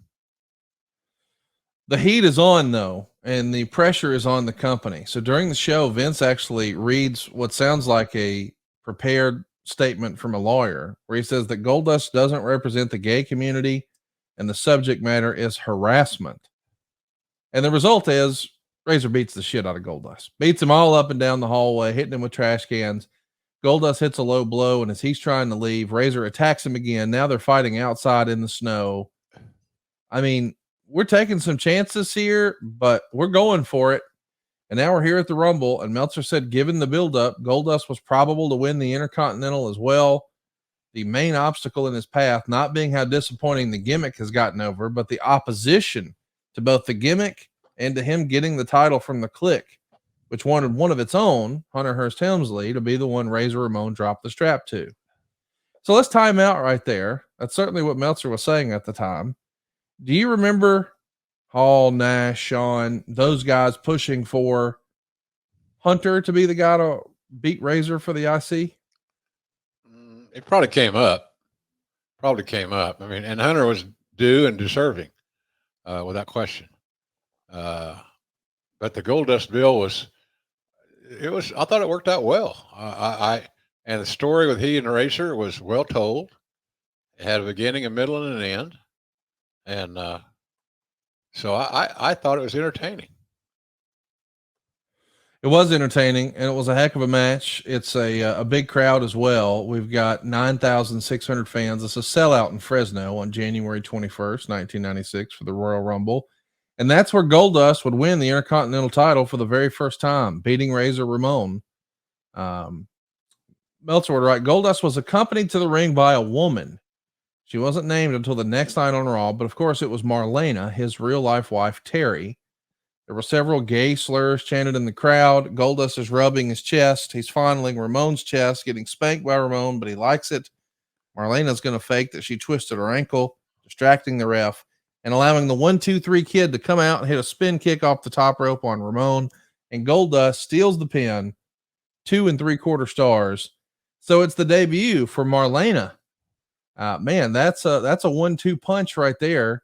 Was her coming in a Vince idea or a Dustin idea, as best you recall? I'm not sure about that. It probably would serve Dustin's home life well if she came in. It also give him somebody on the road to interact with and act like an adult. That was important. Notice, hey, Bull, pull that picture back up where Marlena's holding the cigar. I think that's part of the phallic stuff. Smoking the cigar, that her act. Holding the cigar like she would hold something else. Yeah, copy. So she added to that.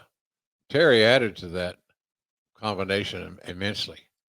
She was new, fresh, sexy. She got it, and I think at that time she may have a different opinion that she was perfect for that role, and added to it greatly. I think the idea here is maybe there was some pushback about the sexuality issue and should they or shouldn't they with all the homosexual discussion. But if you bring a woman out with him, now maybe it becomes more of a question mark and it leaves it a little more into that androgynous sort of thing. Yeah. Either way, Dustin said, when it came time for us to meet for the Intercontinental Championship on pay-per-view, Razor didn't want anything to do with Goldust. Scott and I were on good terms, but he was not comfortable with Goldust. He said it was because his kids were at home watching their father on television, and he didn't want them seeing another man coming onto their dad that way. Granted, it was a bit much, and it all came to a head over in Europe. This is according to what Dustin wrote in his book. Everybody knew Scott's issues. He started getting a little lippy with me. All those guys on the bus were friends, Nash, Michaels, and Scott. He just kept running his mouth, and I gave it right back at him. As we pulled up to the hotel, we were raising our voices. The bus was unloading, but Sean stayed back as kind of a mediator between Scott and me. We weren't quite to the point where we were going to throw down, but it was pretty intense verbally. We both got to the point where we started crying. We left the bus, and we were okay. It wasn't long after that night that Scott asked for his release from WWE. We built up the angle over a couple of months, and the culmination was supposed to be a Miami street fight that would have been shown via satellite at WrestleMania 12 at the Pond in Anaheim. Did you hear about this spat he had with Razor on the bus? Of course, yeah. It was just they had to communicate, Conrad. I don't know that Dustin was going to be able to change Razor's mind or not. I'd say not. It was more likely. Scott was just very uncomfortable with that whole persona and interacting with it. Again, it wasn't an issue between Scott Hall and Dustin Runnels. It was between Scott Hall, Razor Ramon more specifically, and Goldust. So they just had to sit down and get face to face. They did apparently on that bus to get past it, at least to the degree that they could cooperate effectively. And but it was not as big a deal as a lot of people perceive. How much do you think the Goldust feud contributed to Scott wanting to leave? I mean, I know Scott wanted more money and asked if he could go work some shots internationally, and Vince shut that down. And he was trying to figure out what he could do to move up the card. And Vince said, no, you're doing great. You're doing fine. But Scott felt like his income had plateaued. And I sort of felt like that was always the primary reason to leave. More money, fewer dates, bigger guarantee. Seems easy. But I guess if you're not creatively fulfilled, a friend of mine always says it always comes down to the 2 C's, cash and creative. Well, what percentage, if you had to guess, and I know that's what you'd be doing is guessing, was him being unsatisfied with his creative as a reason to leave and go to WCW? Money. That was number one. Yeah. Yeah. It generally always is. Not always, but generally. If you ever had a case to be made about you didn't like your creative in respect of working with Goldust, as Scott did, that's another issue. But I, as best of my memory, Scott Hall would have been made very comfortable and happier if he was getting more money. But that wasn't Vince's vision for him. We got to mention what happened for Goldust the night after he wins the Intercontinental title. So we're in Fresno. He beats Goldust. He's the Intercontinental champion. The next night, he's going to challenge Bret Hart and lose clean to the sharpshooter. That to me is a head scratcher. I mean, here's this character getting this push of a lifetime. We just debut as Valet the night before. We blow off the big pay-per-view feud he's got with Razor Ramon. He's the Intercontinental champion. And then Bret just beats him clean in the middle. He submits to the sharpshooter. That's a little different kind of thinking for booking, no? Unique, not bad. Unique. If you're not a good enough worker to know how to lose, you know, I remember Leroy McGurk telling a guy back in the 70s who wanted to come in the territory. And I heard Leroy on the phone with a guy because I shared an office with Leroy because he was blind and I kind of had to be his eyes on a lot of things. At a very young age, not sure what I was doing, but I was at work on time and followed through with what we were talking about and what we were doing. I don't know, Connie. I lost my train of thought. We were talking about a guy losing. Yeah, if you're not, you got. McGurk said, if you got a problem losing, then conversely, I have a problem with you winning because it's not. You can't win them all. And sometimes you don't need to win them all. Sometimes it's better for the long haul if you drop one here, there, and yon, fall being one, and move on from there. So interesting psychology. And the boys had those car trips and they had plenty of time to talk and think about it and converse and build on their own paranoia. And you find that every day in the pro wrestling business. Talent, insecure, and they're building on their paranoia. I know Bret Hart loved Dustin Rhodes. What do you think Bret Hart thought of the Goldust character? Look, Bret's was a company guy, grew up in the business. Mm-hmm. He understood that there's going to be controversy at times, but he was mature enough and professional enough and such a great worker that he was going to create a match profile that was going to be very entertaining. And Bret was successful in that. Bret made everybody that he worked with better. Everybody. And people still talk about Bret's matches with Hakushi. And Hakushi was just an average guy. He had a lot of fire. And Bret saw that. And Bret was more familiar with him than our own booking people. And so Bret wanted to work with what was his name again? Jinsei Shinzaki, but he called it Hakushi. Hakushi. Oh, yeah. Sorry. So anyway, and if people that are been around a while, and I guess you could YouTube this, find that Bret Hart Hakushi match. They killed it. They absolutely killed it, and it made it hard for the other guys in the card that night to follow. They were really, really good. So Bret was a booker at heart, had a great way of evaluating talent because of his experience and the fact that he's a student of the game. And he never stopped being a student of the game. I'm sure he probably is to this very day. Once Goldust won the Intercontinental title, they changed the color of the leather to gold, similar to how the Ultimate Warrior had different colors on his championships titles before. On the February 19th episode of Raw from Cincinnati, there was a rematch for the IC title between Goldust and Razor. Ramon would win by countout because Goldust walked out. And after the match, Ramon told Goldust that he could kiss his ass. And he asked Roddy Piper to sign a rematch. He said he likes kids and he doesn't think Goldust is something that kids should see. This is an interesting way to bring Roddy into the fold here, and it's a pretty big thing where you don't hear anyone say ass on the program. I mean, I know that sounds silly by today's standards, but when Razor said he wanted to kick his ass, I mean, wow, that's a big deal. Um, the entire thing, of course, is going to blow up. And Dustin would write about this. I flew out to Los Angeles with Vince, Bruce Pritchard, and Roddy Piper. We all got in a limousine and headed to Universal Studios. Along the way, Vince and Bruce explained a concept that would become known as the backlot brawl. It sounded awesome. I recognized it was a big step for me personally.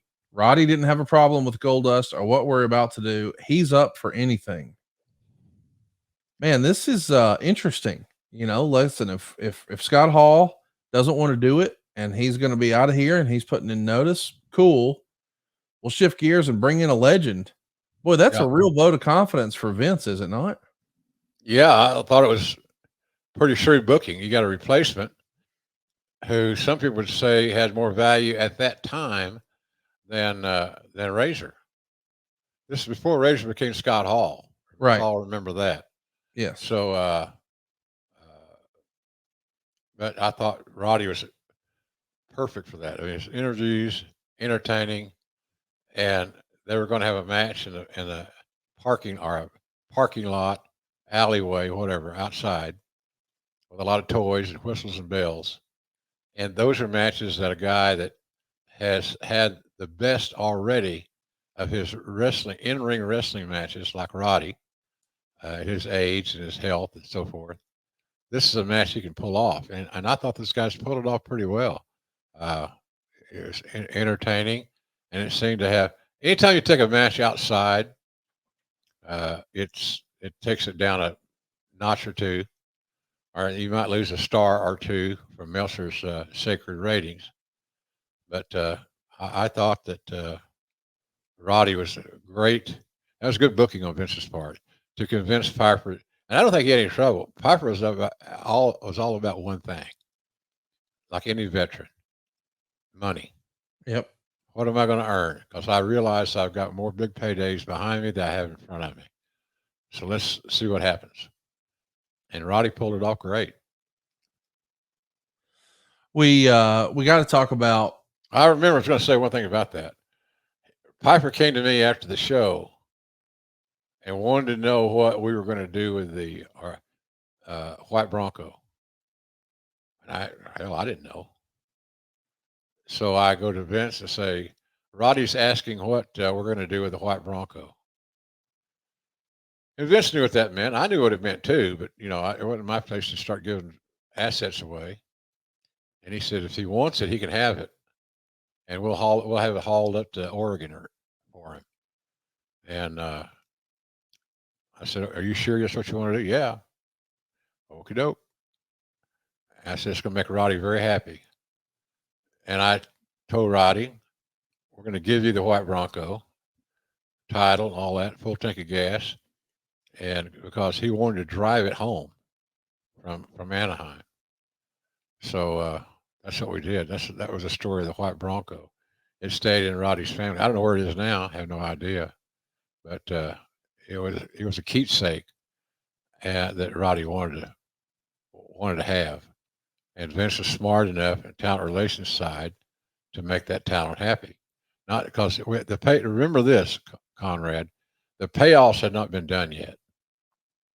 So you don't know how happy the talent's going to be with their payoff, but you do know that one of the things that's going to make them happier is to fulfill the request about the White Bronco. So with OJ passing away, I thought of that story with those guys. I almost could pick out exactly the spot that Roddy and I were talking. And when the show was over, I think we sent somebody out to give us a tank of gas and whatever else they needed. License and registrations, Your Honor, type thing. So it was good. It was good. It made Roddy feel good. He's a veteran. His contributions to the business will probably never be repaid fully. So it worked out nicely. Well, let's talk about how we got there. It's the March 4th Raw. Goldust is doing a video. He's doing lots of heavy-handed stuff here with double entendres in reference to a Piper's Pit that's setting up the match.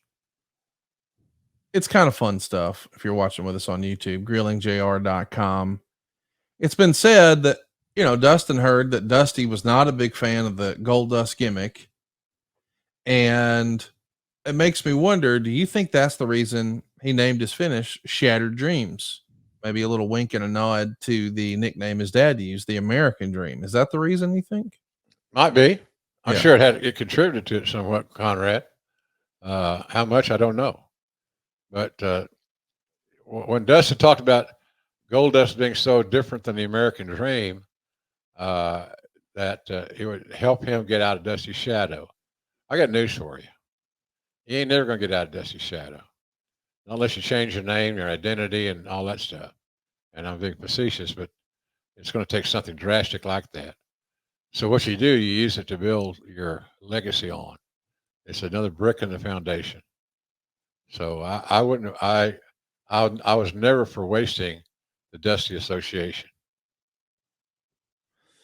It's a shame that, they were estranged as long as they were. And yeah, it just didn't, it wasn't the family that everybody hopes for there for a bit. But I think most families have challenges like that every now and again.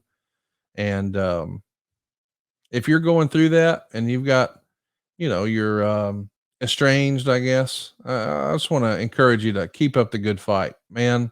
Life's short. And, maybe one day somebody's going to look back with regret. And I hope that's not you.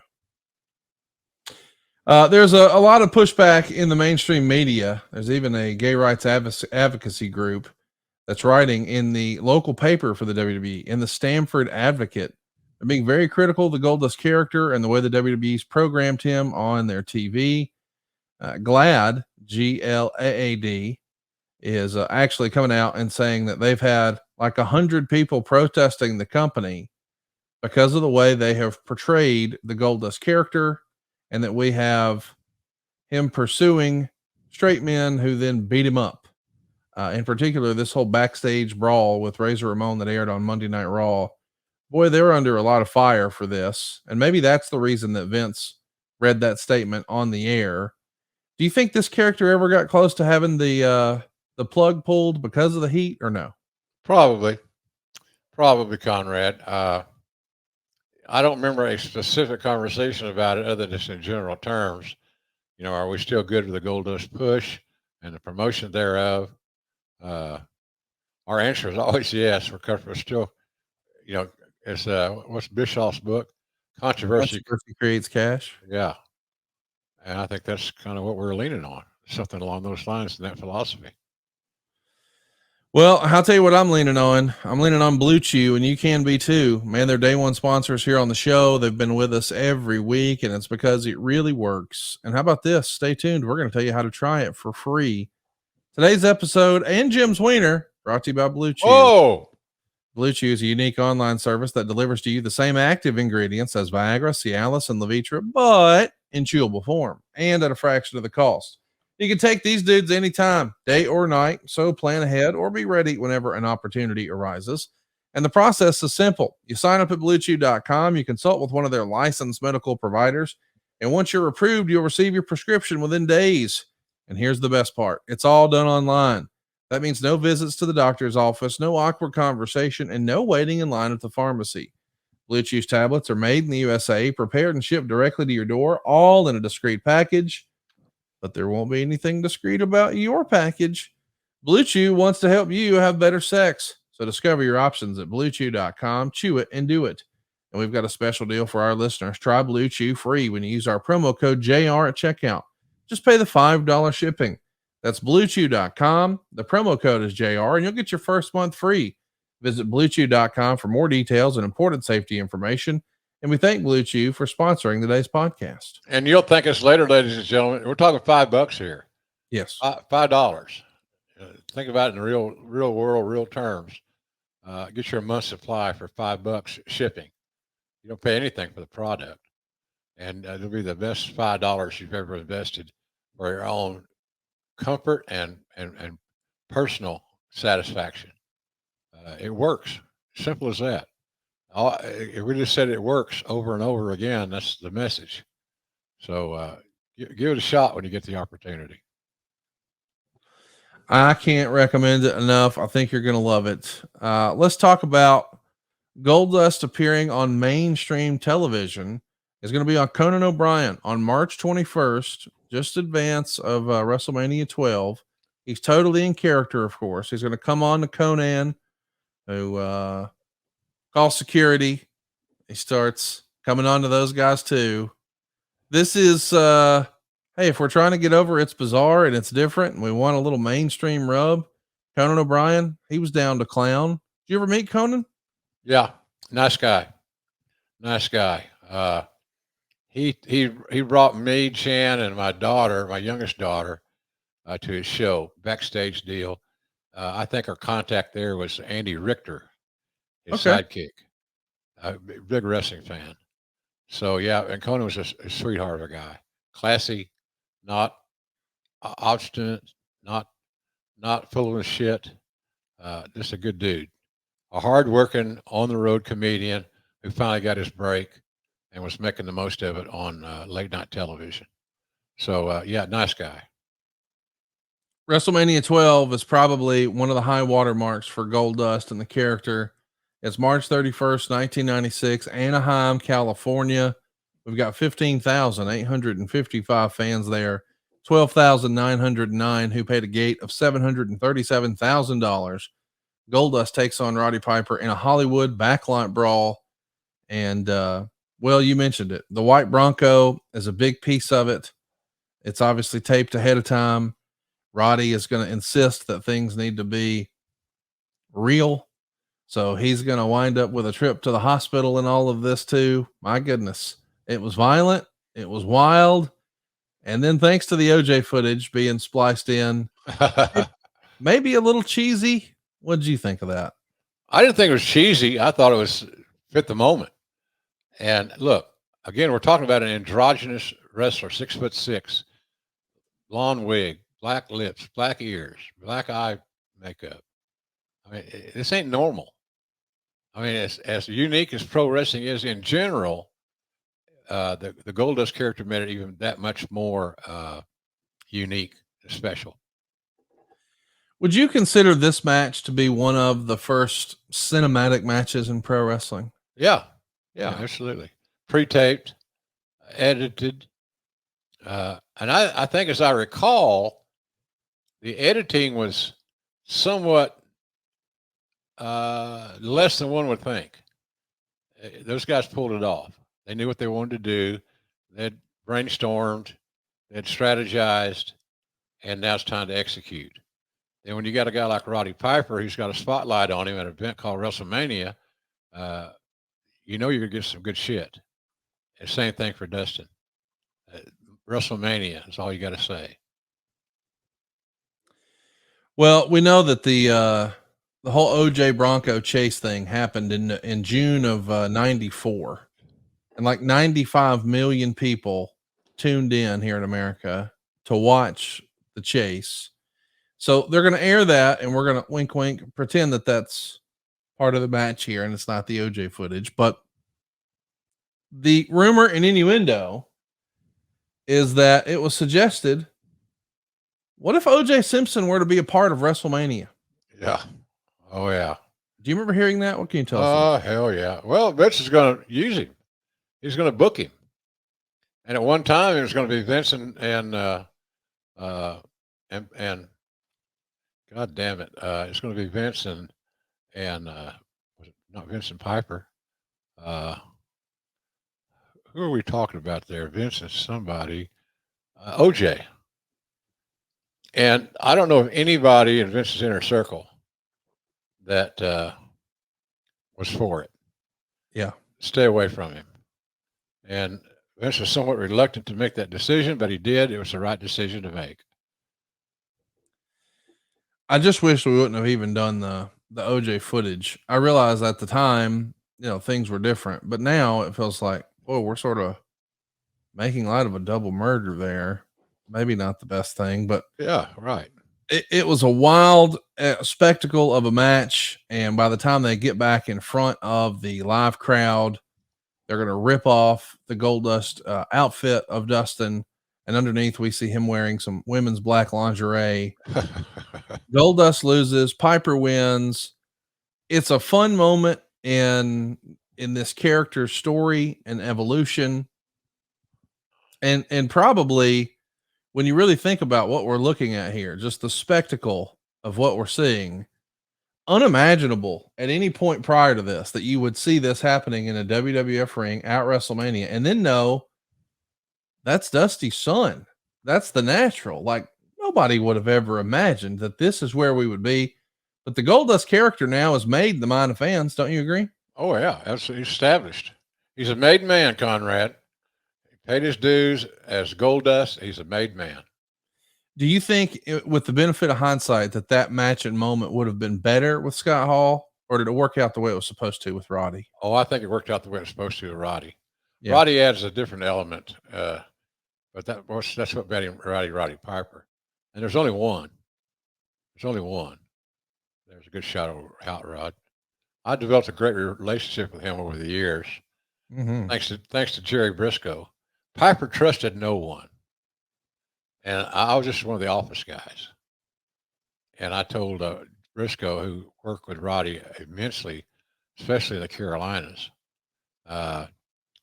you know, I wanted to develop a relationship with Roddy that he could trust, and I need your help. And Jerry went through the clutter, opened the door for me to have a relationship with Roddy. We took advantage of it and were very cooperative from that day forward. Communication, trust, communication. Let's talk a little bit about Goldust another time in the future. We're going to cut it for now because we're over 2 hours deep into the Goldust conversation or the Dustin Rhodes conversation, and we're only to 1996. And this cat just wrestled the world champion last week on television. Dustin Rhodes is an absolute, no doubt about it, first ballot Hall of Famer. No doubt. Arguably one of the greatest to never win the world title. I got to be honest. I think most people would assume, hey, this is Dusty's son, and he's been a part of the business for so long. I think a lot of people assume by now it would have happened once that he would have been a WCW champion or an NWA champion or a WWE champion. I would love to see Dustin win the big one before he calls it a day. Yeah. You think that's possible? You think there's a chance we could see that? Chance, yes. Likelihood, no. He's 55 years old, Conrad. It's just a matter of time before something breaks or pulls, tears, whatever. I love Dustin. He's a great worker. I mentioned the late Toby Keith, one of my best buddies in Oklahoma, who passed away recently of stomach cancer. I'm as good. I'm not as good as I once was, but I'm as good once as I ever was. Yes. And that's kind of what where Dustin is to me. You see him on a sporadic basis, like we had with Samoa Joe. That was a great match. They beat the shit out of each other. Samoa Joe has evolved into a tremendous world champion for this company, and so I'm just I think the ship sailed for the title. Maybe I'm wrong. I'm not prophesizing it, but it's unlikely at this point in time. Well, I'm going to keep my fingers crossed. I'm going to be a delusional optimist. I'm a big fan of Dustin and appreciate all of you guys tuning in and hanging out with us as we chronicled the first part of his career. We'll be back with another part in the coming weeks. But next week, Jim, we're doing something pretty fun. We're going to be talking about Backlash 2004. That's the follow-up to WrestleMania 20. Chris Benoit will be defending his world title against Triple H and Shawn Michaels in a rematch from WrestleMania. And it all happens in Edmonton. This will also be the coming out party of Randy Orton as he'll defend the Intercontinental title against Cactus Jack. And it is a career maker for Randy. Plus, we've got the Jericho and Christian story continuing. And if you've got a question, we want to answer it here next week on the show. We're going to be soliciting our questions from our YouTube channel. That's grillingjr.com. It's absolutely free, folks. Hit the like button and be sure to hit the subscribe button. Turn on the notifications bell. We really appreciate it. It's absolutely free and it's available for you. The store never closes. It's grillingjr.com. Also, want to mention if your business is targeting men 25 to 54, no better place to advertise than right here at advertisewithjr.com. And I'm also helping people save money in my real life at savewithconrad.com. All of a sudden, interest rates have started to creep up a little bit. And I'm having conversations with people who are saying, hey, I think I should just wait until the rates come down. Let me just give you a little pro tip. That is not a good strategy. You know why? Because that's what everybody else is doing. One of the wealthiest men that ever lived, one of the smartest investors of all time, Warren Buffett, once said, be greedy when others are fearful. So let me just tell you, right now is not a seller's market. It's a buyer's market. And even in my real life, this week I had a conversation with my mother-in-law about, is now the right time to buy a house? And I said, absolutely, now's the right time to buy a house.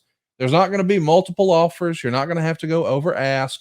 You're actually going to be able to negotiate some concessions. You might get the seller to pay for the closing costs or help buy the rate down, or maybe kick in some furniture. And most importantly, reduce the price of the home.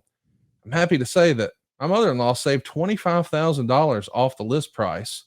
And think about that. Okay, yeah, she might have a slightly higher rate for a little bit, but for how long will it take for her to pick up that extra 25,000? And if the rates were half of where they are right now, would it have even sold for list price or been over list? I think you know the answer. My advice has been this same way in all raising rate environments, and that's where we are right now. Date the rate, marry the house. I want to help you get the house of your dreams with the payment and down payment of your dreams. Here's what we do at savewithconrad.com. We ask, how much do you want your down payment to be? And what do you want your monthly payment to be? And then we say, go find a house that costs about this. We can even help you find a real estate agent in your area, a master negotiator who knows how to get the best deals. There are deals to be had. So if you're sick of looking at your apartment walls or your upstairs neighbor, savewithconrad.com is your hookup. Holler if you hear me. You don't need perfect credit or money out of your pocket. And if we can't save you some cash, we won't waste your time. My DMs are open on Twitter. You can email me, Conrad@savewithconrad.com. You can call me toll free at 888-425-0105, or just get a quick quote. Even talk to a live person right now at savewithconrad.com. NMLS number 32416. So listen, Jim, we're putting a button on today's episode. We're home stretching after a big Dynamite. We got Rampage and Collision this Saturday night. It'll be 3 hours of wrestling this Saturday and then 3 hours of wrestling this Sunday. Yeah. And AEW returns on pay-per-view. It's going to be an absolute barn burner. I just read an interview since we've been talking this morning from the Young Bucks, where they're talking to Sports Illustrated saying this is going to be one of the biggest pay-per-views in professional wrestling history.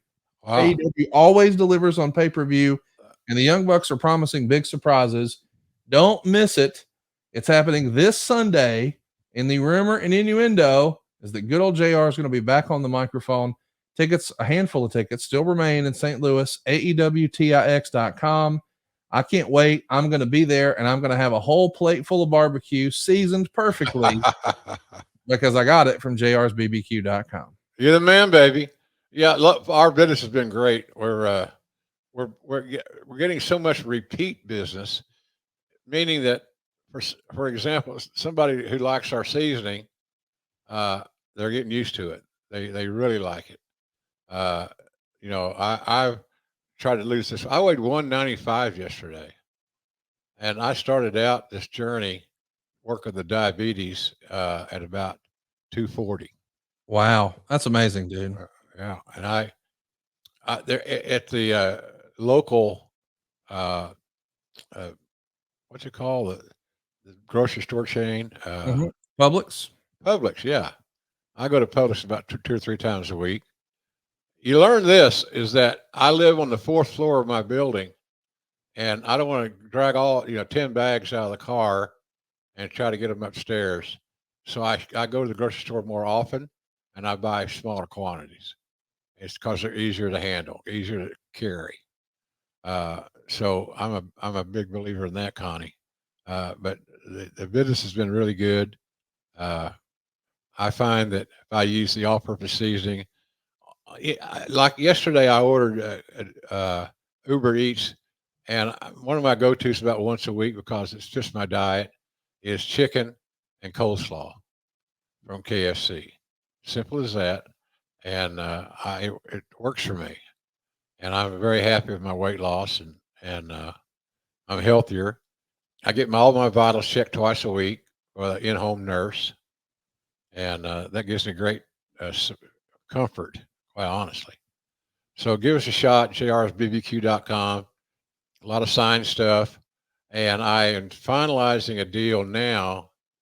I think we've moved it along pretty good this week to where we'll end up getting a assortment, our selection of our book. Dennis is picking up. What the hell's the name of that damn book? Uh, there it is. Business is about to pick up. You can pre-order it right now, jrbook50.com. Yep. Business is about to pick up. I've read it. It's on my short list. It's on my Mount Rushmore of my favorite wrestling books. I highly recommend you check it out. You're in a pre-order situation right now at jrbook50.com. And by the way, you're also going to be able to get that book autographed because Jim has a handful of appearances he's going to be doing. Yeah. And he's going to be coming to a town near you. As I understand, that you're getting more and more interest all the time, including June 8th at River City Wrestling Con down in Jacksonville. You can certainly see JR there in his new hometown. He's making the trip to the Heart of Hardcore in Philadelphia on July 6th for Battleground Championship Wrestling. And on November 30th, everybody's favorite WrestleCade weekend, Winston-Salem, North Carolina. Jim, you're back on the road, man, and you're hitting the old dusty trail just in time for AEW on pay-per-view this weekend. Yeah, absolutely. But we are going to have some books. I am going to sign them all, and so that'll be coming up very soon. So just stay tuned. If you want your book signed, I don't hold anybody up for a signature. If I sell you a book, then I'm grateful, and so that's kind of how that works. But stay tuned for that, and we appreciate it. But I think since Bull Ramus did that graphic about my appearances, I think I've added about 3 more. We'll get those all from you and make sure that we let everybody know where they can catch you next week here on the program. And one of them, Conrad, excuse me, I'm sorry to interrupt you. I do that a lot. I apologize. One of them coming up in August, I think it is with Lawler. And I don't know how many more opportunities, health wise, just attrition, guys getting older, et cetera, et cetera. I look at every time I can have an appearance at the King as a bonus. Yes. So we'll have all the information on that. But it's a rare opportunity to meet JR and King together. And I love these appearances. I love talking to the fans, seeing what they're thinking. I love the questions because they give you a variety of topics to think about. So we'll have that list next week for sure. Have more information on the book. So things are coming along pretty good. I'm going to start, I think it's next week. I'm pretty sure it's next week. Reading the audio version for audible.com. All right. Yeah, that should be good. I have fun doing that because I don't go right by the script. If I want to add something or whatever, I do. I told the guy at the Audible, I said, I wrote the damn thing, Paul O'Brien. So if I want to change the sentence, I will. But I'm not going to change it to take away from the context of the book and the story that we're telling. So, but I'm getting some real good feedback from friends and so forth that have, like you, Conrad, which I appreciate. Talking how much they enjoyed reading it. Did you find it to be a quick read? Absolutely. A friend of mine said, "Hey, it's a great read on the John." He was right. You've got 50 memorable calls and 50 stories behind those calls. So if you're looking to celebrate 50 years of Jim Ross in professional wrestling, look no further than Business is about to pick up his brand new book that you can pre-order right now at jrbook50.com. And how about what Mick Foley had to say about the book? That guy knows a thing or two about a thing or two when it comes to writing books. That's right. He says Jim Ross has the ability to turn a good match into a great match and a great match into the stuff of legend. For an entire generation of wrestling fans, Jim's immortal calls were a part of the soundtrack of their lives, eclipsing wrestling itself to become an indelible part of pop culture. Shout out to Mick Foley, man. Yes, sir. I can't recommend it enough. I think you're going to love the book, and you can pre-order it right now at jrbook50.com. You can also ask us questions right now for next week's episode, Backlash 04, just in time for the 20th anniversary. We're soliciting questions on our YouTube. That's grillingjr.com. And we'll be back next week. Same bat time, same bat channel with the voice of professional wrestling, Mr. Jim Ross. Hope to see you guys in St. Louis if you're going to come to our event on Sunday night. Always enjoy saying hi and interacting with the fans. It's going to be a great show. I'm really excited about it, to say the very least. Again, my last time out of the bullpen was in Greensboro. It seems like years ago, but it hasn't been. You know, I didn't even realize I flew to Greensboro with 28 staples in my hip that I didn't even know I had.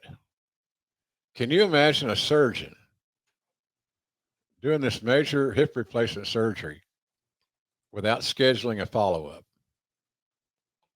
So my day nurse guy got his pliers out and cut the staples, 28 of them, and took them out of my hip.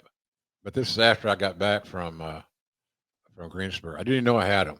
I don't think that's very good practice, but nonetheless, it's healing good now, and everything's going to be fine. And I got new medicine on my ankle, and that's working pretty well too. So I'm probably right now today as healthy as I've been in years. Seriously, no hyperbole. So I'm very blessed and proud of that situation. And I think you'll hear that on Sunday night, because I plan on coming and raising hell and giving everything I got, because the talents deserve it. And as you mentioned earlier, Conrad, so astutely, somebody has discovered that when this team, this group, this roster gets on pay-per-view, they kick ass. Yep. Without fail. So we're all going to kick ass on Sunday. Appreciate you listening to our show every week. Next week we'll be back as always. But until then, Conrad, I love you and I appreciate you, and I'll talk to you guys soon.